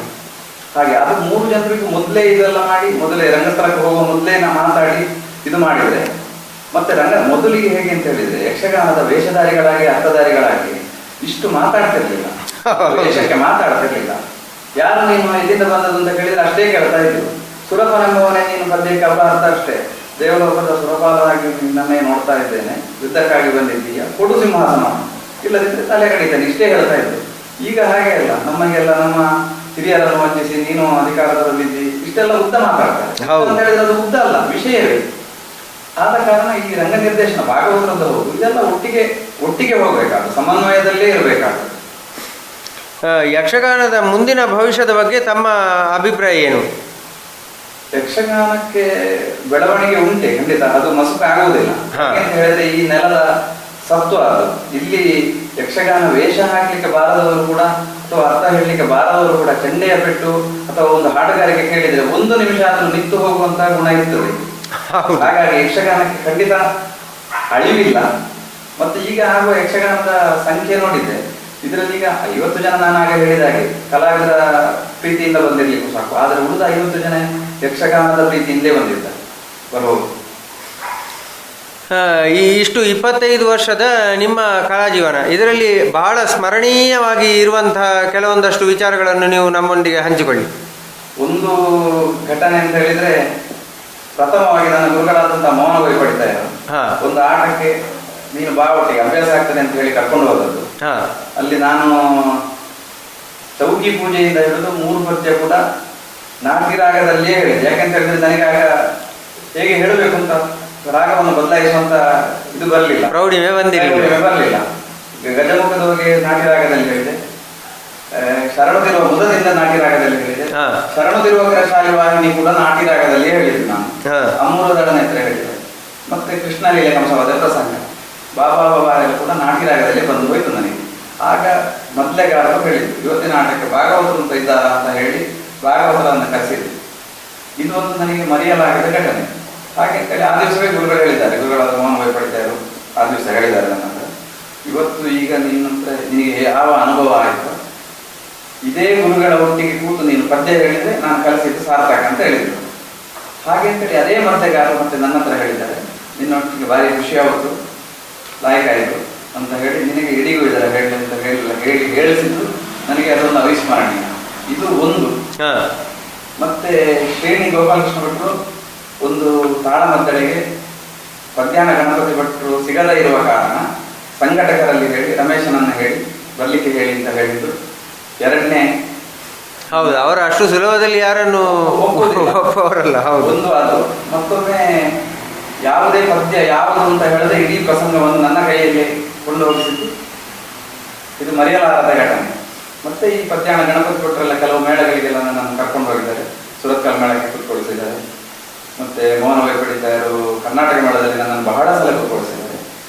ಅದೇ ರಾಜೆಗೆ ಎಲ್ಲ ಇದೆಲ್ಲ ನನಗೆ ಅವಸ್ಮರಣೀಯ. ಯಾಕೆಂದ್ರೆ ನಾನು ಅಲ್ಲಿ ಹೋಗಿ ಮುಖ್ಯವಾಗಿ ಪೀಠಿಗೆ ಹಾಕ್ತಾ ಇದ್ರು ಕೂಡ ಕೂಡಲೇ ಬಟ್ಟೆ ಉಟ್ಟು ರಂಗಸ್ಥಳಕ್ಕೆ ಹೋಗಿ ರಂಗಸ್ಥಳಕ್ಕೆ ಹೋದ ನಂತರ ಪ್ರಸಂಗ ಪುಸ್ತಕವನ್ನು ನೋಡಿ ಪದ್ಯ ಹೇಳಿದ್ದು ಕೂಡ ಉಂಟು. ಇದೆಲ್ಲ ಮರೆಯಲಾಗದಂತ ಒಂದು ನನ್ನ ಘಟನೆ ಅಂತ. ಅದೇ ಆಮೇಲೆ ನಿಡ್ಲೆ ನರಸಿಂಹ ಭಟ್ರ ಜೊತೆ ಒಮ್ಮೆ ಒಂದು ತಾಳಮದ್ದಳೆಯಲ್ಲಿ ಸಿಕ್ಕಿದ್ರು. ತಾಳಮದ್ದಳೆಯಲ್ಲಿ ಕೃಷ್ಣ ಸಂಧಾನ ನನಗೆ ಇನ್ನೊಂದು 2 ಪದ್ಯ ಹೇಳಿ, 2 ಪದ್ಯ ಹೇಳುವಾಗ ನಾನು ಸುರುವಿನ ಪದ್ಯ ಜಂಪೆ ತಾಳದ ಪದ್ಯವನ್ನು ವಾರ್ಧಕ್ಯವನ್ನು ಜಂಪೆಯಲ್ಲಿ ಹೇಳಿದೆ. ಹೇಳಿ ಹೊರಗೆ ಬರುವಾಗ ಕೇಳಿದ್ರು, ನೀನು ಯಾವ್ದು ಹೇಳಿದ್ದು ಸುರುವಿಗೆ ಪದ್ಯ ಅಂತ ಕೇಳಿದ್ರು. ಅದು ದಾಯವಾಗದು ಪದ್ಯ ನನಗೆ ಗೊತ್ತುಂಟು, ನೀನು ಹೇಗೆ ಹೇಳಿದ್ದು ಅಂತ ಕೇಳಿದ್ರು. ಅದು ಜಂಪೆ ಎಲ್ಲ ಹೇಳಿದ್ದು, ಜಂಪೆಯಲ್ಲಿ ಹೇಳಿದ್ದು ಹೇಳಿದೆ. ಯಾಕೆ ಜಂಪೆಯಲ್ಲಿ ಹೇಳಿದ್ದು ಕೇಳಿದಾಗ ಹೇಳಿದೆ ನಾನು, ಇದು ತಾಳಮದ್ದಳೆ. ಆಗ ಅವರೊಂದು ಮಾತು ಹೇಳಿದ್ರು, ತಾಳಮದ್ದಳೆ ಆಗಲಿ ಆಟ ಆಗಲಿ ಧರ್ಮರಾಯನಿಗಿರುವ ಪದ್ಯ ಅದು, ಧರ್ಮರಾಯನ ವ್ಯಕ್ತಿತ್ವಕ್ಕೆ ಅವರು ಕುಣಿಯುವುದಿಲ್ಲ. ಹೌದು, ಇದನ್ನು ನೆನಪಲ್ಲಿ ಇಟ್ಟುಕೋ, ಯಾವ ಕಾರಣಕ್ಕೂ ನೆನಪಲ್ಲಿ ಇಟ್ಟುಕೋ. ಯಾರು ಹೇಳಿದ್ದು ಕೇಳಿದ್ರೆ ನೆಟ್ಲೆ ಅಜ್ಜ ಹೇಳಿದ್ದು ಅಂತಲೇ ಹೇಳು ನೀನು ಅಂತ ಒಂದು ಮಾತು ಹೇಳಿದ್ದಾರೆ. ಮತ್ತೊಮ್ಮೆ ಒಂದು ಭಸ್ಮಾಸುರ ಮೋಹಿನಿ ಆಟಕ್ಕೆ ನೆಟ್ಲೆಯವರು ಚೆಂಡೆಗೆ ಇದ್ರು. ಸುರಿನ ಒಂದು ಏರು ಪದ್ಯ ಇರುವಾಗ ಕೇಳಿದ್ರು ಅವರು ನನ್ನ ಹತ್ರ, ನೀನೀಗ ಯಾವುದು ಹೇಳಿ, ಯಾಕೆ ಇಷ್ಟು ಸ್ಪೀಡ್ ಹೇಳಿದ್ದು ಪದ್ಯವನ್ನು, ನಾಲಿಗೆ ಹೊರಳಿಸದಷ್ಟು ಸ್ಪೀಡು ಪದ್ಯ ಹೇಳಬಾರದು. ಒಂದು ವೇಳೆ ಅವರು ಜಾಸ್ತಿ ವೇಗದಲ್ಲಿ ಕುಣಿತಾರೆ ಅಂತಾದ್ರೆ ನಮ್ಮ ಹತ್ರ ಉರುಳಿಕೆ ಉಂಟು, ನಾವು ಹೌದು ಡಬ್ಬಲಲ್ಲಿ ನಾವು ಕೊಡ್ತೇವೆ. ನೀವು ಅದನ್ನು ಪದ್ಯ ಅರ್ಥ ಆಗದ ಹಾಗೆ ಹೇಳಬಾರದು, ಪದ್ಯ ಅರ್ಥ ಆದ್ರೆ ಮಾತ್ರ ಅಲ್ವಾ ವೇಷಧಾರಿಗಳಿಗೆ ಅರ್ಥ ಹೇಳಲಿಕ್ಕೆ ಆಗುದು ಅಂತ ಹೇಳಿದ್ದು 2ನೇ ಪಾಠ. ಮತ್ತೆ ಕೆಲವು ಪರಂಪರೆಯ ಪದ್ಯಗಳನ್ನು ಅದನ್ನು ಅದೇ ದಾಟಿಯಲ್ಲಿಯೇ ಹೇಳಬೇಕು ಅಂತ ಹೇಳುವುದು ಕೂಡ ನೆಟ್ಲೆ ಅವರ ಪಾಠ. ಇದೆಲ್ಲ ರಂಗಸ್ಥಳದಲ್ಲಿಯೇ ಆದ ಪಾಠ. ಮತ್ತೆ ಒಮ್ಮೆ ಇರಾದಲ್ಲಿ ಒಂದು ತಾಳಮದ್ದಳೆಯಲ್ಲಿ ನಾನು ಪದ್ಯ ಹೇಳ್ತಾ ಇರಬೇಕಾದ್ರೆ ಪದ್ಯಾಣ ಗಣಪತಿ ಭಟ್ರು ಮತ್ತೆ ಕುತ್ತಿಗೆ ರಘುರಾಮ ಹೊಳ್ಳೋದು ನನಗೆ ಚೆಂಡೆ ಮದ್ದಳೆಯಲ್ಲಿ ಕೂತದ್ದು. ಅದೇ ಚೆಂಡೆಯಲ್ಲಿ ಯಾರಿದ್ದದ್ದು? ಚೆಂಡೆಯಲ್ಲಿ ಕುತ್ತಿಗೆ ರಘುರಾಮ ಮದ್ಲೆಯಲ್ಲಿ ಪದ್ಯಾಣ ಗಣಪತಿ ಭಟ್ರು. ಇದು ಬಹುಶಃ ಯಾವ ಕಲಾವಿದರಿಗೂ ಲಭ್ಯ ಆಗದಂತಹ ಒಂದು ಭಾಗ್ಯ ಇದು ನನಗೆ ಸಿಕ್ಕಿದ್ದು. ಇದು ಇದರ ಫೋಟೋ ಇಲ್ಲ ಅಂತ ಹೇಳಿದ್ರೆ ಆ ಕಾಲದಲ್ಲಿ ಮೊಬೈಲ್ ಇರಲಿಲ್ಲ. ಅದೇ ಇದು ಎಷ್ಟು ವರ್ಷ ಹಿಂದೆ ಸಾಧಾರಣ? ಸುಮಾರು 15 ವರ್ಷದ ಮೊದಲು, ಅಂದ್ರೆ 1999 ಅಥವಾ 2000 ಇಸವಿಯಲ್ಲಿ ಇರಬೇಕು. ಹೌದು, ಇದು ಒಂದು ನನ್ನ ಜೀವನದ ಮರೆಯಲಾಗದಂತಹ ಒಂದು ಸನ್ನಿವೇಶ. ಮತ್ತೆ ಚಿಪ್ಪಾವರಿ ಕೃಷ್ಣಯ್ಯ ಬಲ್ಲಾಳದಂತಹ ಮೊದಲೇಗಾರರು ನನ್ನೊಟ್ಟಿಗೆ ಕೂತು ನನ್ನನ್ನು ಪ್ರೋತ್ಸಾಹಿಸಿದ್ದು ನನಗೆ ತುಂಬ ಸಂತೋಷ.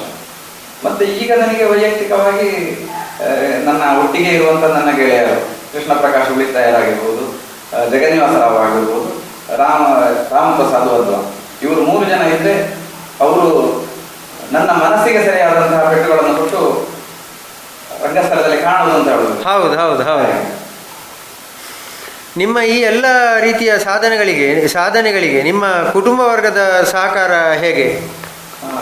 ತುಂಬ ಸಹಕಾರ ಕೊಟ್ಟಿದ್ದಾರೆ. ನನ್ನ ಹೆಂಡತಿ ಮಕ್ಕಳಾಗಿ ಈಗ ಮಾತ್ರ ಸ್ವಲ್ಪ ವಯಸ್ಸಿನ ಇದರಿಂದಾಗಿ ಅಥವಾ ಅನಾರೋಗ್ಯದಿಂದಾಗಿ ಸ್ವಲ್ಪ ಕಮ್ಮಿ ಮಾಡಿ ಅಂತ ಹೇಳ್ತಾರೆ ಅಷ್ಟೇ ವಿನಃ ಎಷ್ಟೇ ಹೊತ್ತಿಗೆ ಹೋದ್ರು ಕೂಡ ಜಸ್ಟ್ ನಾನು ಮನೆಗೆ ಬಂದದ್ದು ಜಸ್ಟ್ ಹೋಟ್ಲಿಗೆ ಒಂದು ರೂಮಿಗೆ ಬಂದು ಹೋದಾಗೆ ಕೂಡ ಬಂದು ಹೋದದ್ದು ಉಂಟು.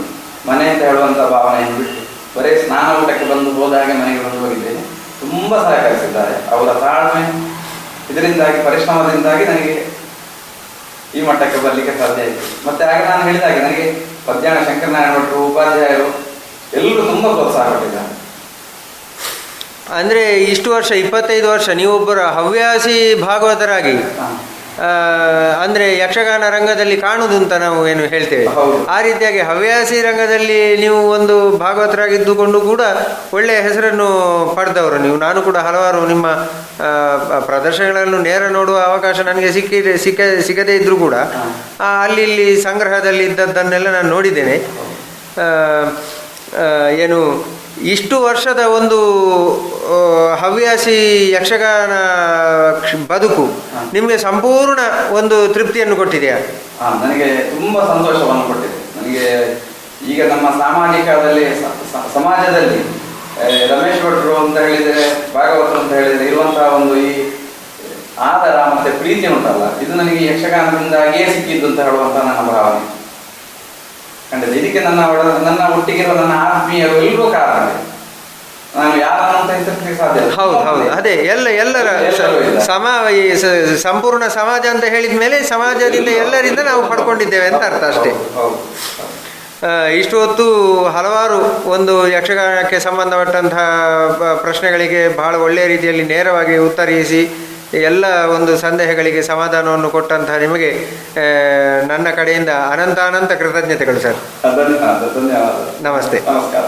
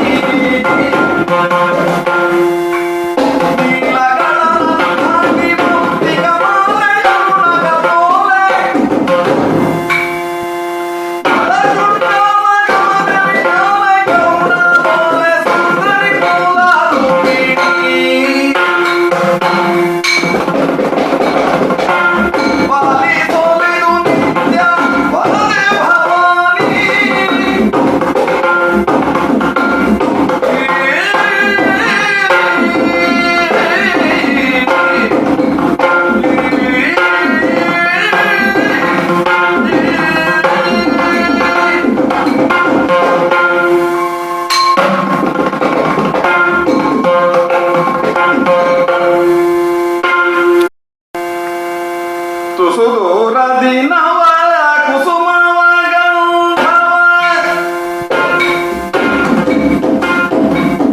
ಆಯ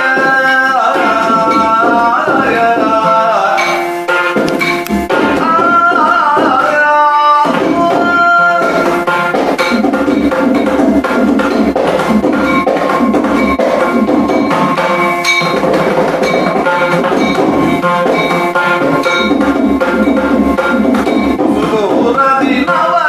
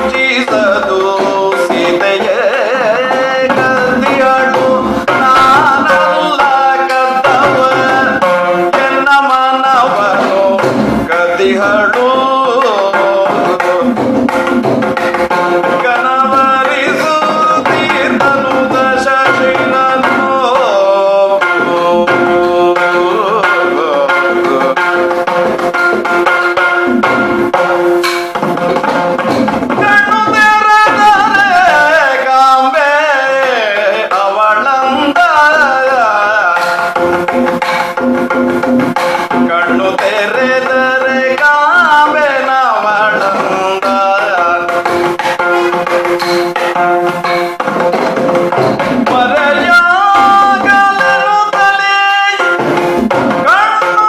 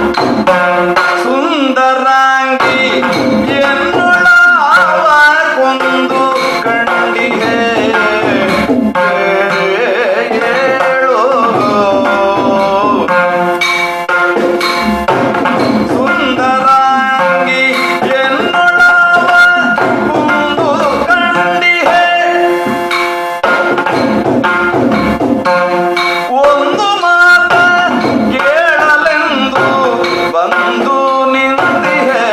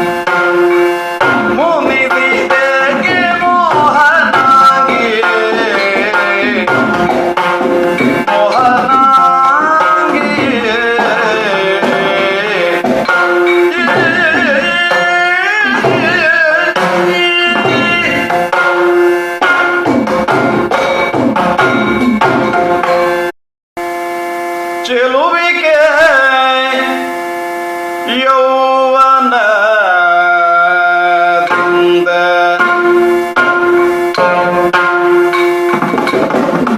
ಗೆಲುವಿಗೆ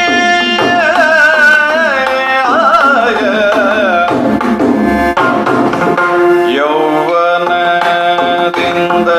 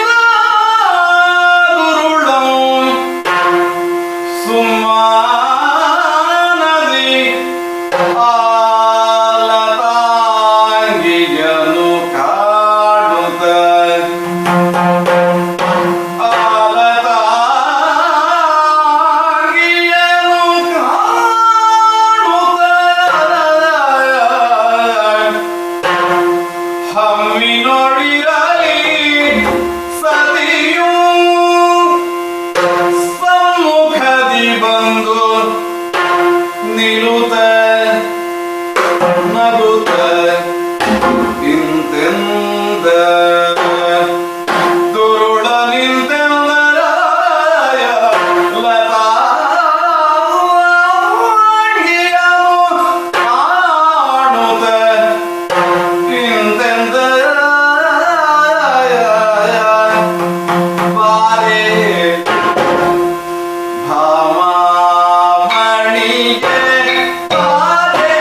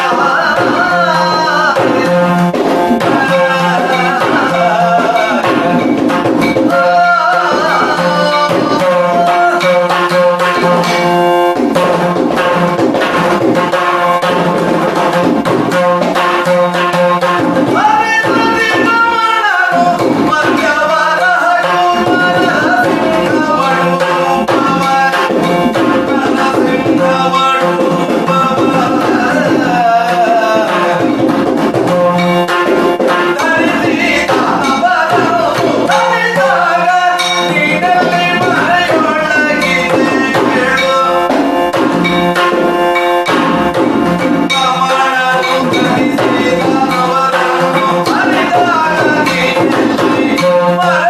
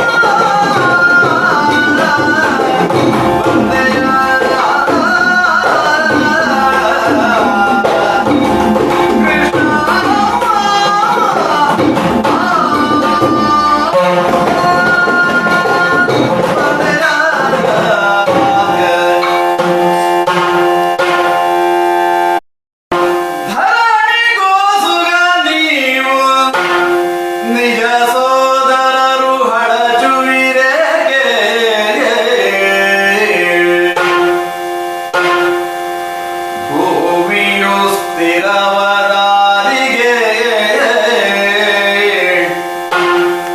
ಭೂಮಿಯು ಸ್ಥಿರವಿದಾರಿಗೆ ನೀವು ಪಾಂಡವರ ಕವಿದೆ ನಾವು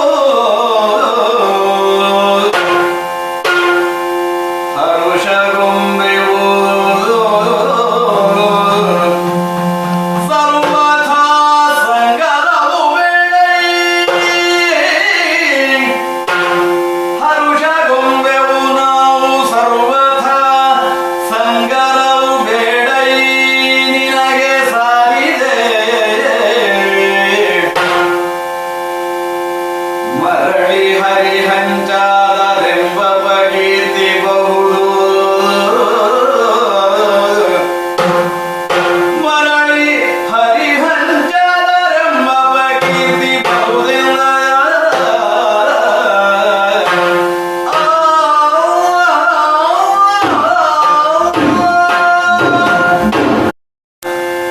ನಿನ್ನ ಭಕ್ತಿಗೆ ಮೆಚ್ಚಿದೆನು ಎನಾಗಿನ್ನು ತೀರದು ನಿನ್ನ ಪಗಳಲಿಗೆ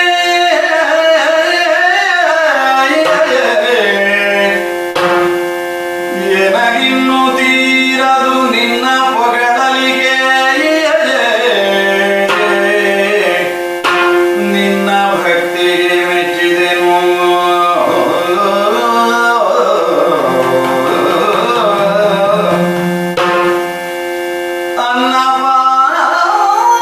ಅನ್ನಪಾನಗಳಿಲ್ಲದೆ ಬಳಲಿರ್ಬೇಕಾನೆಲ್ಲ ಅನ್ನ ಪಾನಗಳಿಲ್ಲದೆ ಬಳಲಿರ್ಬೇಕಾನೆಂದ ನಿನ್ನ ಭಕ್ತಿಗೆ ಮೆಚ್ಚಿದೆ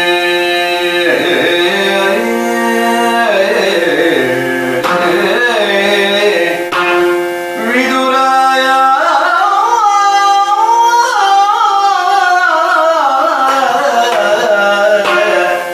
ಮೆಚ್ಚಿದೆ ಮೆಚ್ಚಿದೆ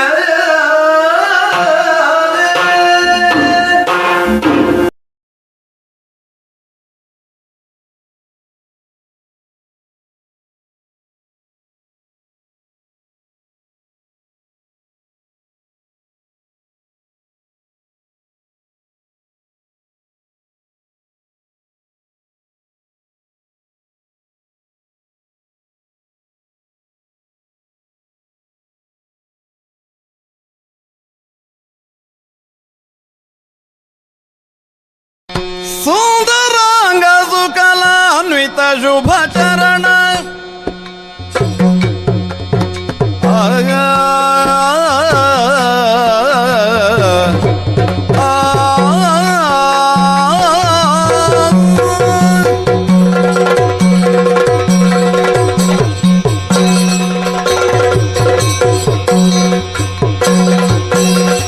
ಸುಂದರಾಂಗ ಸುಕಲಾನ್ವಿತ ಶುಭ ಚರಣ ಕೋಟಿ ಶೋಭಿತ ವ್ಯಾಳ ಸುಬಂಧನ ಜಗತ ಕೋಟಿ ಸದೃಶ ಕಿರಣ ಸದೃಶ ಕಿರಣ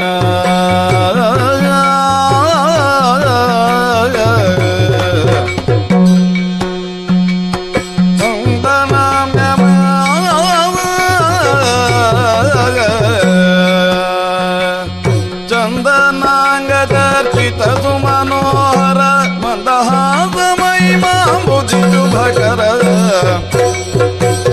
ಕಾರಣ ವದನ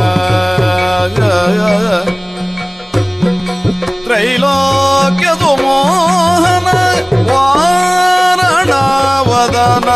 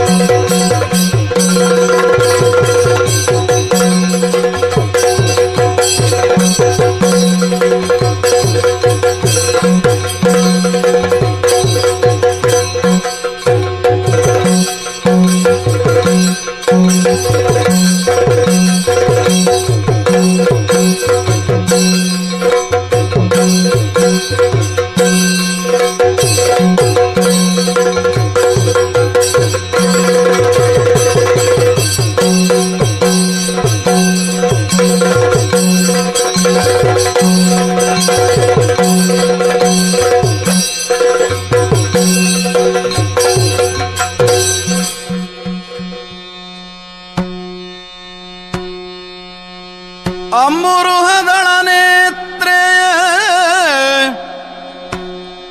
ಶ್ರೀ ದುರ್ಗಾಂಬಿಕೆಯ ಬಲಗೊಂಡು ಭಕ್ತಿಯೊಳು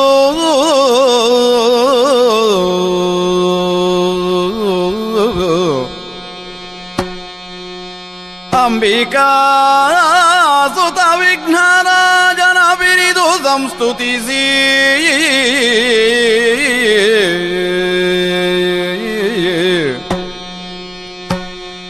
ಅಂಬುನಿಧಿಯ ಆತ್ಮಜೆಗೆ ಕೈ ಮುಗಿದು ಅಂಬುಜಾಸನವಾಣಿಯರ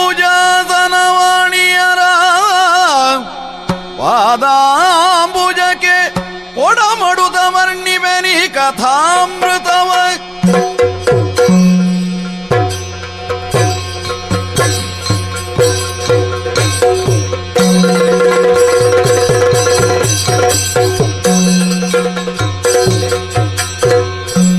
ಒಂದು ದಿನ ಕೈಲಾಸ ಶಿಖರದಿ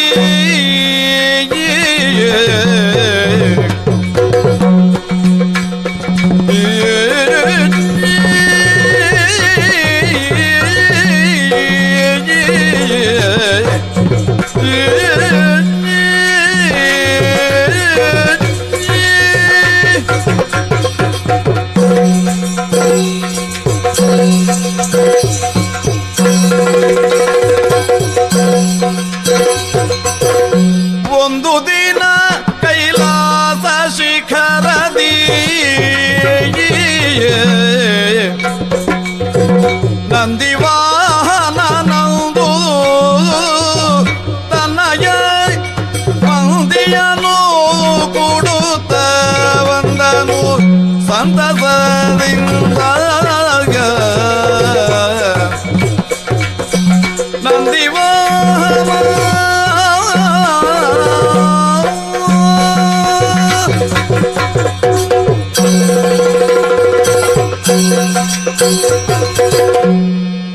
ಕಣ್ಣೆಯ ಕಾತ್ಯಾಯಿನಿ ಎತ್ತ ಮಾಡಿದರು ಬಿಳಿಯ ಬಣ್ಣ ಸತ್ಯ ಎತ್ತ ಕಣ್ಣೋಡಿದರು ರಜತ ನವನೀತ ಶುಭ್ರ ತುಹಿನ ರಾಶಿ. ನಿಜ ಸ್ವಾಮಿ. ಆ ಶ್ವೇತ ಶುಭ್ರತೆಯಲ್ಲಿ ನಿಂದು ಹ ಬಟ್ಟೆ ಹಿಡಿದು ಮೇಲೇರುತ್ತಿರುವ ಹ್ಮ್ ಭಕ್ತ ಸ್ತೋಮಕ್ಕೆ ನಮ್ಮ ದರ್ಶನ.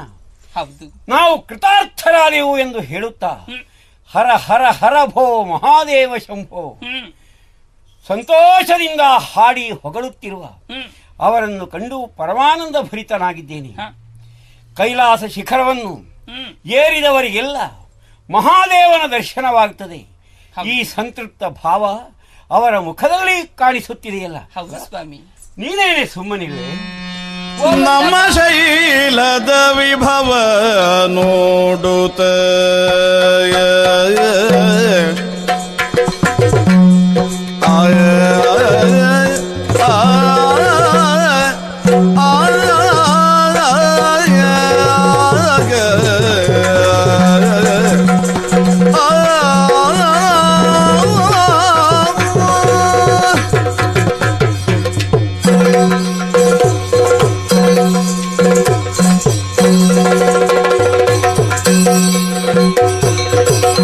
ನಮ್ಮ ಶೈಲದ ವಿಭವ ನೋಡುತ್ತ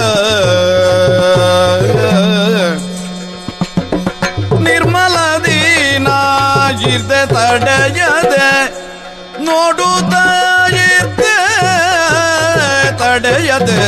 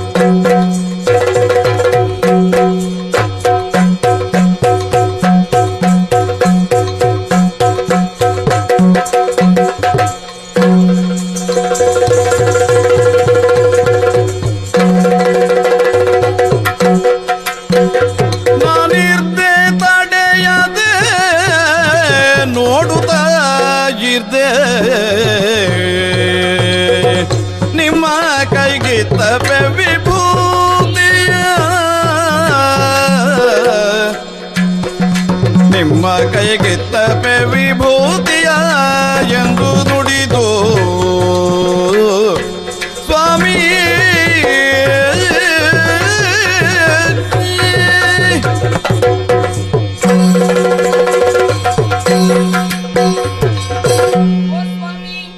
ಭಸ್ಮವನ್ನು ತಾರದೆ ಸುಮ್ಮನಿರುವೆಯಲ್ಲ, ಕಾರಣ ಇದೆ. ಏನು? ಈ ರಜತಾದ್ರಿಯ ವೈಭವವನ್ನು ನೋಡುವಾಗ, ಓಹೋ, ಈ ರಮಣೀಯವಾದಂತ ಈ ಸ್ಥಳವನ್ನು ವೀಕ್ಷಿಸುವಾಗ, ನಿಮ್ಮ ಹಿತವಾದಂತ ಈ ಮಾತನ್ನು ಕೇಳುವಾಗ ಸಮಯ ಹೋದದ್ದೇ ಗೊತ್ತಾಗ್ಲಿಲ್ಲ ನನಗೆ. ಹಾಗಾಗಿ ಈ ರೀತಿ ಆಯಿತು. ಯಾವತ್ತು ಸಮಯಕ್ಕೆ ಸರಿಯಾಗಿ ರುದ್ರ ಭೂಮಿಯನ್ನು ಸೇರಿ ಭಕ್ತರ ಚಿತಾಭಸ್ಮವನ್ನು ತಂದೆಯುವವಳು. ಯೋಚಿಸಬೇಡಿ ಸ್ವಾಮಿ, ಆದಷ್ಟು ಬೇಗ ಹೋಗಿ ಬರ್ತೇನೆ. ತೆಗೆದುಕೊಂಡು ಬಾ.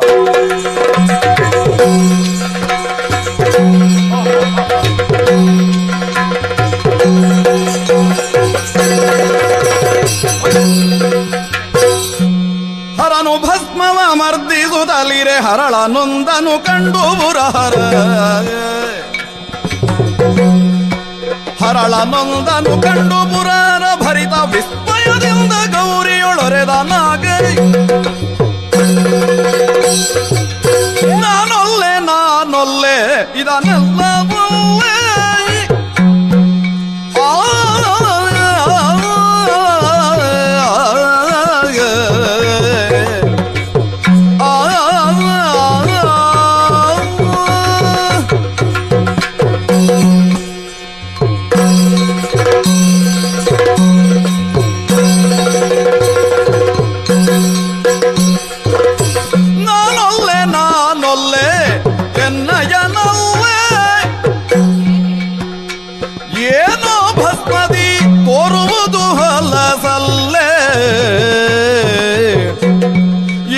ಭಸ್ಮದಿ ತೋರುವುದು ಹೊಲಸಲ್ಲೇ ಹಾಳದಗಿದೆಯಲ್ಲೇ ಬೇಳುವುದೇನು ನಲ್ಲೇ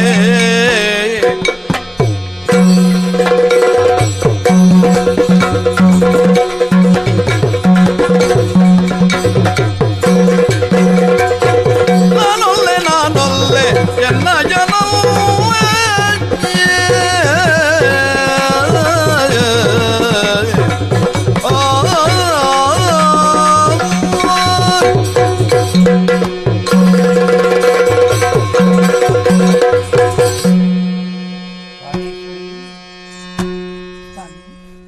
ಅವಸರವಾಗಿ ಭಸ್ಮವನ್ನು ತಂದಿದ್ದೆ. ಸರಿ, ಮಂತ್ರವನ್ನು ಪುನಶ್ಚರಣ ಮಾಡುತ್ತಾ ಆ ಕಡೆಗೆ ಲಕ್ಷ್ಯವನ್ನಿಟ್ಟರೆ ಏನೇ ಇದು? ಭಸ್ಮದಲ್ಲಿ ಲೋಷ್ಟದ ಚೂರೊಂದು ಕಾಣಿಸುತ್ತಿದೆಯಲ್ಲ. ಈ ಕಲ್ಲು ಎಲ್ಲಿಂದ ಹೇಗೆ ಬಂತು? ಇದನ್ನು ನೀನು ತಿಳಿದಿರಲಾರೆ. ಈ ಭಸ್ಮವನ್ನು ನಾನು ನಲ್ಲೇ ಏನು? ಇದರಿಂದ ಕೇಡುಂಟಾಗಬಹುದೇನೋ ಎಂಬ ಸಂದೇಹ ನನ್ನನ್ನು ಕಾಡುತ್ತಿದೆ. ಆದರೆ ಕಲ್ಲನ್ನು ಬಳಿಯಲ್ಲಿಟ್ಟುಕೊಳ್ಳುವುದಲ್ಲ, ಮತ್ತೆ ಪರ್ವತಾಗ್ರದಿಂದ ಕೆಳಗೆ ಎಸೆಯುತ್ತೆ. ಬೇಡ ಸ್ವಾಮಿ, ಅಭಿಮಂತ್ರಿಸಿದಂತ ಈ ಭಸ್ಮವನ್ನು ಛೇದಿಸಿದ್ರೆ ಏನಾದೀತು? ಖಂಡಿತ ಕೆಡುಕಾದೀತು. ಬೇಡ ಸ್ವಾಮಿ, ಬೇಡ. ಕಾಲ ಕಾಲಾಂತಕನಿ ಜಯ ಫಲನಿತ್ರ ಪರಾತ್ಪರನ ಜಯ ಶೂಲಿ ಜಯ ಮಹಾದೇವ ಜಯ ಜಯ ಎನ್ನುತ್ತಿರುವವರನ್ನು ನೋಡಿದೆಯಾ? ಭಸ್ಮೋದ್ದೋಳಿತ ವಿಗ್ರಹನಾದ ನನ್ನನ್ನು ಕಾಣಬೇಕೆಂದು ಬಂದಿರುವ ಅವರ ಮಾನಸಿಕವಾದಂತಹ ಗೊಂದಲವೇನು ಎಂಬುದು ನಿನಗೆ ಅರ್ಥವಾದ್ದಿರಬೇಕು. ಇಲ್ಲ, ಈ ಹರಳನ್ನು ನಾನಿಟ್ಟುಕೊಳ್ಳುವ ಹಾಗಿಲ್ಲ. ಕೆಳಗೆ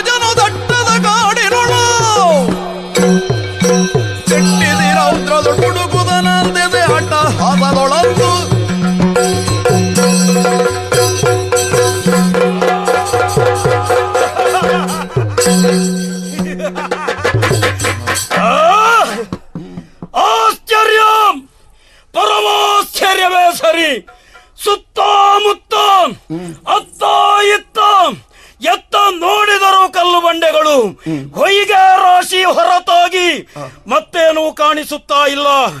ಈ ಮಧ್ಯೆ ದೀರ್ಘದೇಹಿಯಾದಂತಹ ನಾನೋರ್ವ ಎಲ್ಲಿಂದ ಬಂದೆ, ಯಾಕೆ ಬಂದೆ, ಯಾರು ನನ್ನ ತಂದೆ ವಿಚಾರಿಸುವುದಕ್ಕೆ ಹತ್ತಿರ ಯಾರೂ ಇಲ್ಲ.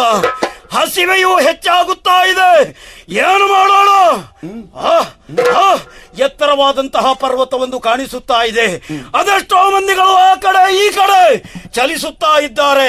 ಅಲ್ಲಿಗೆ ನಾನು ಹೋದೆ ಎಂದಾದ್ರೆ ನಾನು ಯಾರು ಎನ್ನುವಂತಹ ವಿಚಾರ, ನನ್ನ ಹಸಿವೆಗೆ ಆಹಾರ ಸಿಗುವುದಕ್ಕೆ ಸಾಧ್ಯ. ಏರ್ತೇನೆ ಪರ್ವತವನ್ನು.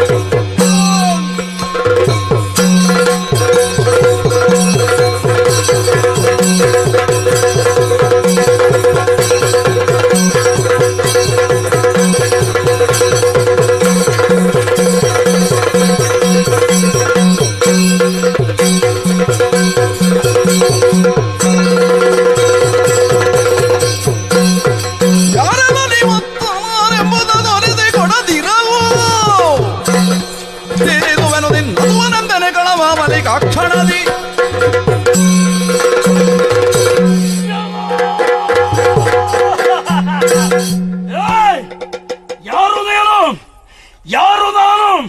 ಅಷ್ಟು ಮಾತ್ರವಲ್ಲ,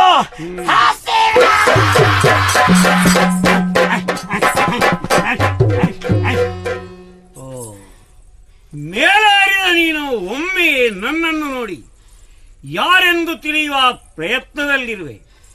ಹಸಿವೆಯಿಂದ ನೊಂದಿರುವಂತಹ ನಿನಗೆ ಹೇಳಿದರು ಸರಿಯಾದ ತಿಳುವಳಿಕೆ ಮೂಡಲಾರದು.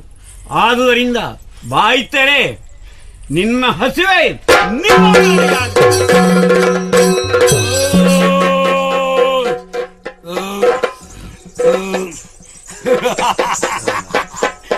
ಹಸಿವೆ ದೂರವಾಗಿದೆ.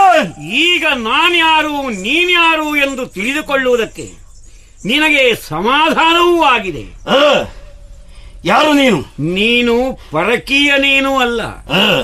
ಸಿಟ್ಟಾಗಿ ನನ್ನನ್ನು ಪ್ರಶ್ನಿಸಬೇಕಾದುದೂ ಇಲ್ಲ. ಕೋಪ ಬೇಡ. ಕೋಪಿಸದಿರು ಬಾಲ ಎನ್ನ ಪ್ರತಾಪದ ಗುಣಶೀಲ.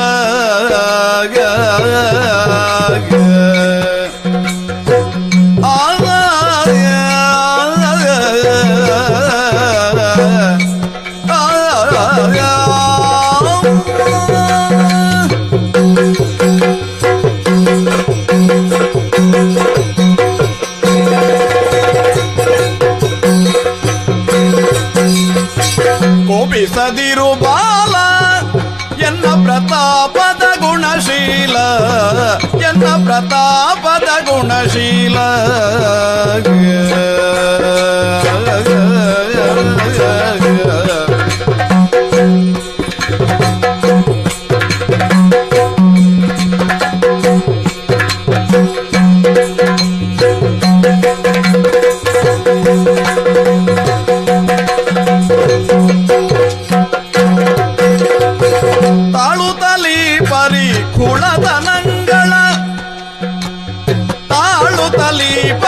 ಕುಳದನಂಗಳ ಹಾಳೆ ತಗದಿರ ಬೇಳುವೆ ಮೂಲವ.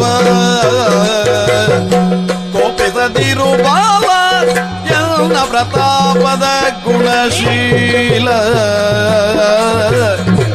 ಬಾಲ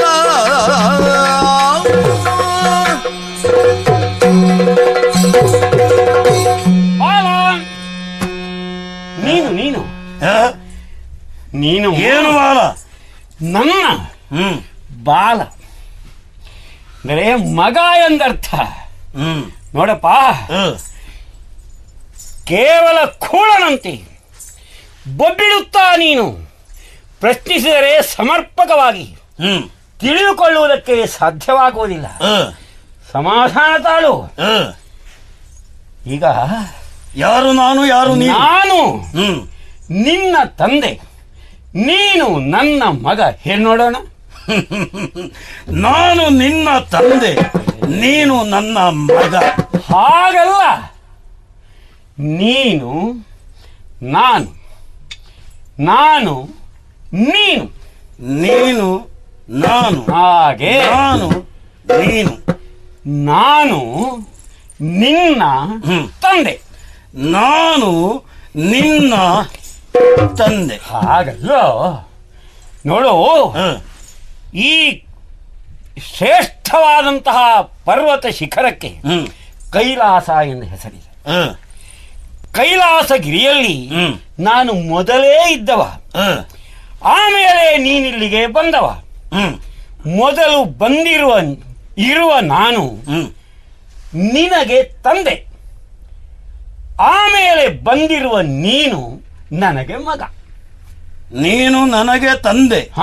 ನೀನು ಮೊದಲೇ ಇದ್ದವ. ಮೊದಲೇ ಇದ್ದ ನೀನು ತಂದೆ. ಹೌದು. ಆಮೇಲೆ ನಾನು ಬಂದವ. ಹೌದು. ನಾನು ಮಗ. ನೀನು ಅಪ್ಪ. ನೀನು ಮಗ. ನಾನು ಮಗ. ಅಪ್ಪ ಮಗ. ಅಪ್ಪ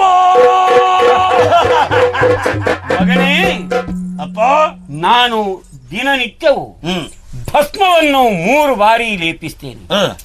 ತ್ರಿಸಂಧ್ಯೆಗಳಲ್ಲಿ ಭಸ್ಮಲೇಪವನ್ನು ಮಾಡುವಂತಹ ನಾನು ಈ ದಿನದ ಭಸ್ಮದಲ್ಲಿ ಹರಳನ್ನು ಕಂಡು ಆ ಕಲ್ಲನ್ನು ಕೆಳಗಿಟ್ಟೆ. ಆ ಮೂಲಕವಾಗಿ ನನ್ನ ಸಂಕಲ್ಪದಂತೆ ಹುಟ್ಟಿಕೊಂಡವ ನೀನು. ಆದುದರಿಂದಲೇ ನೀನು ಯಾರು ಎಂದು ತಿಳಿದ ಮೇಲೆ ನಿನಗೆ ಸಮಾಧಾನವಾಗುವುದೆಂದು ನಾನು ನಂಬಿದ್ದೇನೆ. ಈಗ ನಿನಗೆ ಸಮಾಧಾನವಾಯಿತು ಅಪ್ಪ. ಸಂತೋಷವಾಗಿದೆ. ನೀನು ನನಗೆ ಅಪ್ಪ, ಉಳಿದವರಿಗೂ ನೀನು ಅಪ್ಪನೆಯೋ? ಅದೋ ಇಲ್ಲಿರುವವನನ್ನು ನೋಡು, ಅಲ್ಲಿರುವವನನ್ನು ನೋಡು, ಮತ್ತಿರುವವನನ್ನು ನೋಡು. ಇವರೆಲ್ಲ ನನ್ನ ಜೊತೆಯಲ್ಲೇ ಇರುವವರು. ಅವರು ಯಾರೆಂದು ನಿನಗೆ ಅರ್ಥವಾಗಬೇಕಾದ್ದು ಅಗತ್ಯ. ಅಪ್ಪ, ಓ ಅಲ್ಲೋರ್ವನಿದ್ದಾನೆ. ಆತ ನಮ್ಮನ್ನೇ ನೋಡುತ್ತಾ ಇದ್ದಾನೆ. ಅವನಲ್ಲಿ ಏನು ವಿಶೇಷವನ್ನು ಕಂಡೆ? ಒಂದಲ್ಲ ಎರಡಲ್ಲ 6 ಮುಖಗಳಾತನಿಗೆ. ಹೌದು. ಯಾರಪ್ಪ ಅವ? ಅವನು ನನ್ನ ಮಗ ಕುಮಾರನೆಂದು ಆತನ ಹೆಸರು. ನನಗೂ ಮಗನೇ ಅಲ್ವೋ? ಷಣ್ಮುಖ, ಕಾರ್ತಿಕೇಯ ಇತ್ಯಾದಿ ಹೆಸರುಗಳಿವೆ. ನನಗೇನಾಗಬೇಕು? ನಿನಗವನು ಅಣ್ಣ ಕುಮಾರಣ್ಣ. ಕುಮಾರಣ್ಣ ವಂದಿಸಿಕೊಂಡಿದ್ದೇನೆ ಅಪ್ಪ. ಓ, ಅವನನ್ನು ನೋಡುವಾಗ ನನಗೆ ಆಶ್ಚರ್ಯವಾಗುತ್ತಾ ಇದೆ. ಯಾಕೆ? ಸಣ್ಣ ಕಣ್ಣು, ದೊಡ್ಡ ಕಿವಿ, ಹೌದು, ಉದ್ದವಾದಂತಹ ಮೂಗು, ಡೊಳ್ಳು ಹೊಟ್ಟೆ. ಯಾರಪ್ಪ ಆತ? ಡೊಳ್ಳು ಹೊಟ್ಟೆಯಲ್ಲೋ ಜೋಲಾಡುವ ಹೊಟ್ಟೆ, ಲಂಬೋದರ ಅಂತ ಅವನಿಗೆ ಹೆಸರು. ಅವನ ಮೂಗು ಯಾಕೆ ಅಷ್ಟು ಉದ್ದ? ಮೂಗಲ್ಲ, ಸೊಂಡಿಲು. ಹಾಗಿದ್ರೆ ನನ್ನ ಸೊಂಡಿಲು ಎಲ್ಲಿ ಉಂಟಪ್ಪ? ನಿನಗೆ ಸೊಂಡಿಲಿರುವುದಕ್ಕೆ ನೀನು ಅವನಂತಲ್ಲ. ಪಾರ್ವತಿಯ ಮೈಯ ಮಣ್ಣಿನಿಂದ ಹುಟ್ಟಿಕೊಂಡ ಅವ ನಾನು ಬರುವ ಹೊತ್ತಿಗೆ ತಡೆದಿದ್ದ. ಸಿಟ್ಟಾಗಿ ಅವನ ಕೊರಳನ್ನೇ ಕತ್ತರಿಸಿದೆ. ಅಳುತ್ತಿದ್ದಂತಹ ಆ ಗಿರಿಜೆಗೆ ಸಮಾಧಾನವನ್ನು ಹೇಳಿ ಉತ್ತರ ದಿಕ್ಕಿಗೆ ತಲೆ ಹಾಕಿ ಯಾರು ಮಲಗಿರ್ತಾರೋ ಅವರ ಶಿರವನ್ನು ಕತ್ತರಿಸುತ್ತಾರೆಂದೆ. ನನ್ನ ಪ್ರಮಥರೆಲ್ಲ ಹೋದವರು ಬಡಗು ದಿಕ್ಕಿಗೆ ತಲೆ ಹಾಕಿ ಮಲಗಿದ ಆನೆಯ ಶಿರವನ್ನು ತಂದರು. ಶರೀರಕ್ಕೆ ಜೋಡಿಸಿದೆ. ಸರಿ. ಅಂದಿನಿಂದ ಆತ ಆನೆ ಮೊಗದವನಾದ.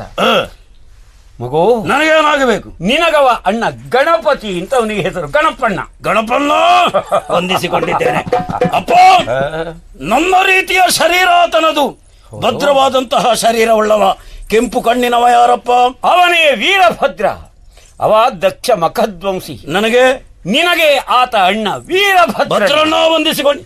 ಅಪ್ಪ, ಇವನ ತಲೆಯಲ್ಲಿ ಏನಪ್ಪ? ಇವನಿಗೆ 4 ಕಾಲು, ತಲೆಯಲ್ಲಿ ಏನದು? ತಲೆಯಲ್ಲಿ ಕೋಡು, ಅದಕ್ಕೆ ಶೃಂಗ ಅಂತ ಹೇಳು. ನನ್ನ ಕೋಡು ಎಲ್ಲಿ ಉಂಟಪ್ಪ? ನಿನಗೆಲ್ಲಿಂದಲೋ? ನೀನು ಅವನ ಹಾಗಲ್ಲ ತಾನೆ. ಅವನ ನೇರಿ ನಾನು ಸಂಚಾರಕ್ಕೆ ಹೋಗ್ತೇನೆ. ನಾನೊಮ್ಮೆ ಏರಲೇ? ಅವ ನನ್ನ ವಾಹನ, ನಂದಿ ವಾಹನ ಎಂಬ ಹೆಸರು ನನಗೆ ಬಂದಿದೆ. ವಾಹನದಲ್ಲಿ ಮಗ ಹೋಗಬಾರದು? ಕೊಡುದು. ಸರಿ, ನೋಡಿ, ಸಾಧಾರಣ ಎಲ್ಲರ ಪರಿಚಯವಾಯ್ತು. ಇವರೆಲ್ಲ ಮಾತನಾಡುತ್ತಾ ಆ ಕಡೆ ಈ ಕಡೆ ಸರಿದು ಹೋದರು. ಮಗನೇ, ನಿನಗೇನೆ ನಿನ್ನ ಇಷ್ಟವನ್ನು ಪೂರೈಸುವುದಕ್ಕೆ ಸಿದ್ಧನಾದವನ. ಅಪ್ಪ, ಪ್ರಭು ಪರಮೇಶ್ವರನ ಸುಕುಮಾರನಾಗಿ ಪ್ರಪಂಚದಲ್ಲಿ ಹುಟ್ಟಿಕೊಂಡವನಿದ್ದೇನೆ. ಎಲ್ಲವರ ಪರಿಚಯವನ್ನು ನೀನು ಮಾಡಿಕೊಟ್ಟಿದ್ದಿ. ಹೌದು.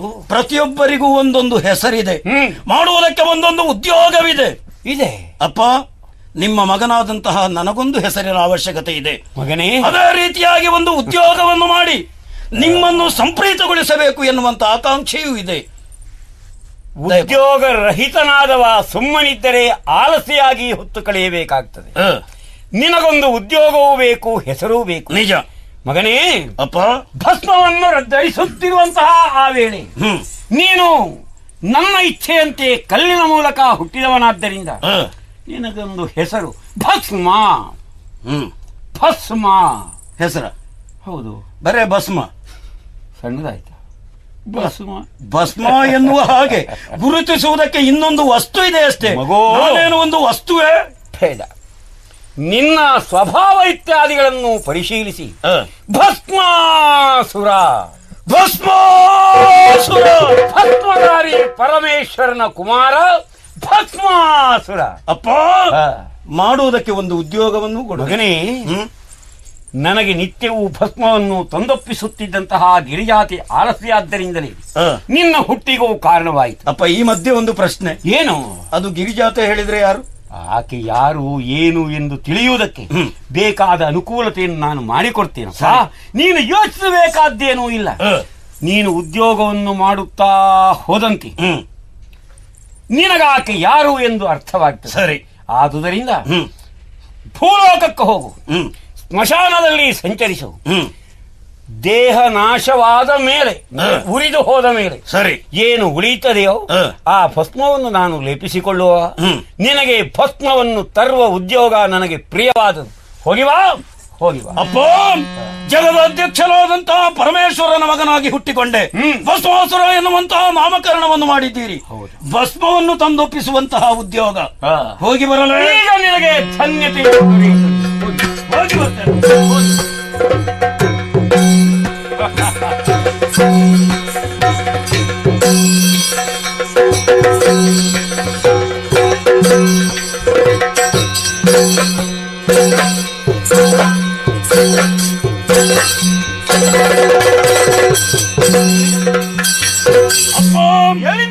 ಭಸ್ಮವನ್ನು ತಂದವನಿದ್ದೇನೆ ಭೂಲೋಕದಿಂದ. ಬಹಳ ಬೇಗ ಹೋಗಿ ಬಂದಿದೆ. ಚಿತಾ ಭಸ್ಮ.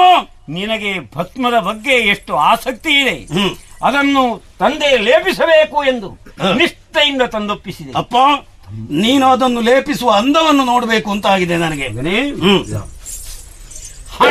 ಸರಿ. ಭುಜ, ಕೊರಳು, ಎದೆ, ಹೊಟ್ಟೆ, ಸರ್ವಾಂಗ. ಅಪ್ಪ, ಅದ್ಯಾಕಪ್ಪ ಮೂರೇ ಅಡ್ಡನಾಮವನ್ನು ನೀನು ಎಳೆಯುತ್ತಾ ಇದ್ದಿ? ಕೈಯಲ್ಲಿ 5 ಬೆರಳುಂಟಲ್ಲ, 5 ಅಡ್ಡನಾಮ ಎಳೆಯುವುದಕ್ಕಾಗುದಿಲ್ಲ. ತ್ರಿಪುಂಡ್ರ ಅಂತ ಅದಕ್ಕೆ ಹೆಸರು. ಸರಿ ಮಗನೇ, ಅಪ್ಪ, ನಿನಗೆ ಪೂರ್ಣ ಜ್ಞಾನ ಪ್ರಾಪ್ತ ಆಗುವಂತೆ ಅನುಗ್ರಹವನ್ನು ಮಾಡಿ. ಹೊತ್ತಾಯ್ತಲ್ಲ, ದಿನಕ್ಕೆ ಎಷ್ಟು ಸಲ ಅಪ್ಪ? 3 ಬಾರಿ. ಅಪ್ಪ, ಬೆಳಗ್ಗೆ, ಮಧ್ಯಾಹ್ನ, ದಿನಕ್ಕೆ 3 ಸಲ ಭೂಲೋಕಕ್ಕೆ ಹೋಗಿ ಒಂದು ಸಣ್ಣ ಉಪಾಯ ಮಾಡೋಣ. ಏನು? ನಾನು ಭೂಲೋಕಕ್ಕೆ ಹೋಗಿ 1 ಮೂಟೆ ಭಸ್ಮ ತರ್ತೇನೆ. 1 ತಿಂಗಳಿಗೆ ನಿಮಗೆ ಸಾಕಾದಿ ಕೂಡುದು. ಯಾಕೆ? ದಿನವೂ ನೀನು ಹೋಗಿ ಬರಬೇಕು. ಪರಿಶುದ್ಧವಾದಂತಹ ಭಸ್ಮ ತಂದೆ ಎಂದಾದ್ರೆ ಮತ್ತೆ ನಿನಗೆ ಉದ್ಯೋಗ ಏನುಂಟು? ಸರಿ, ಹೋಗಿ ಬಾ. ಹಾಗಿದ್ರೆ ಹೋಗಿ ಬರ್ತೇನೆ.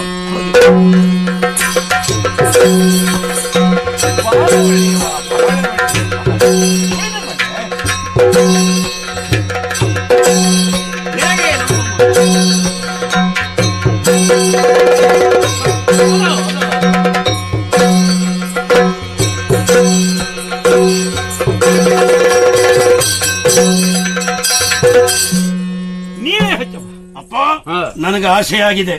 ಈ ಸರ್ತಿ ಅಪ್ಪನಿಗೆ ನಾಮ ಹಾಕಬೇಕು ಅಂತ ಆಶೆಯಾಗಿದೆ. ಅವಕಾಶ ಕೊಡ್ತೀಯಲ್ಲ? ಎಂತಹ ಶ್ರದ್ಧೆ, ಎಂತಹ ವಿಶ್ವಾಸ, ಭಕ್ತಿ. ಅಪ್ಪ, ಮೊದಲಾಗಿ ಮರ್ದಿಸಬೇಕು. ಸ್ವಲ್ಪ ಗಂಗೆಯನ್ನು ಹಾಕಿದ್ರೆ ನಿನಗೆ ಏನೆಲ್ಲ ವ್ಯವಸ್ಥೆ ಉಂಟಪ್ಪ. ಅಪ್ಪ, ಮೊದಲಾಗಿ ಹಣೆಗೆ ದೈತ್ಯ ನೀ ಪರಿಜಿಂದ ಕೃತ್ತಿವಾಸನ ಸೇವೆ ನಿತ್ಯ ವಿರಚಿಸುತ್ತಿರಲು ಮತ್ತೊಂದು ದಿನ ಗಿರಿಪುತ್ರಿಯ ಕಾಣುತ್ತ ಗಿರಿಪುತ್ರಿಯ ನೋಡುತ್ತ ಚಿತ್ತದ ಶರಗಳು ಕುತ್ತ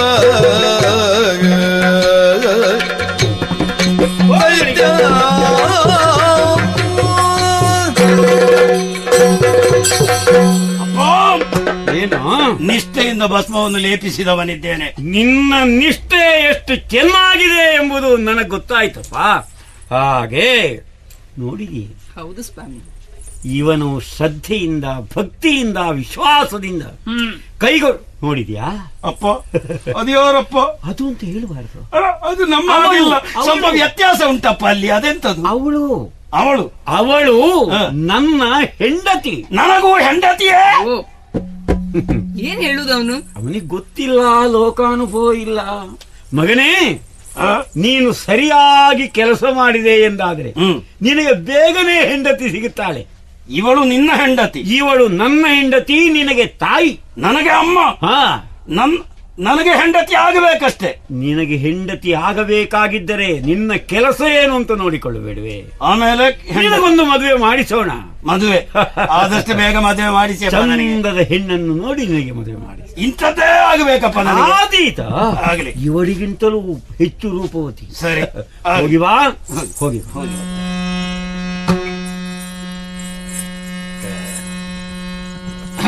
ಮತ್ತು ಇಲ್ಲೇ ನಿಂತಿರುವೆಯಲ್ಲ. ಹೋಗಿ ಬರ್ತೇನೆ. ಅಮ್ಮ ಹೋಗಿ ಬರಲೆ, ಹೋಗಿ ಬರಲೆ, ಹೋಗಿ ಬಾ. ಬಹಳ ವಿಶ್ವಾಸ ಅವನಿಗೆ. ತಾಯಿ ತಂದೆಗಳು ಎಂದರೆ ಏನು ಗೌರವ, ಏನು ವಿಶ್ವಾಸ, ಶ್ರದ್ಧೆ.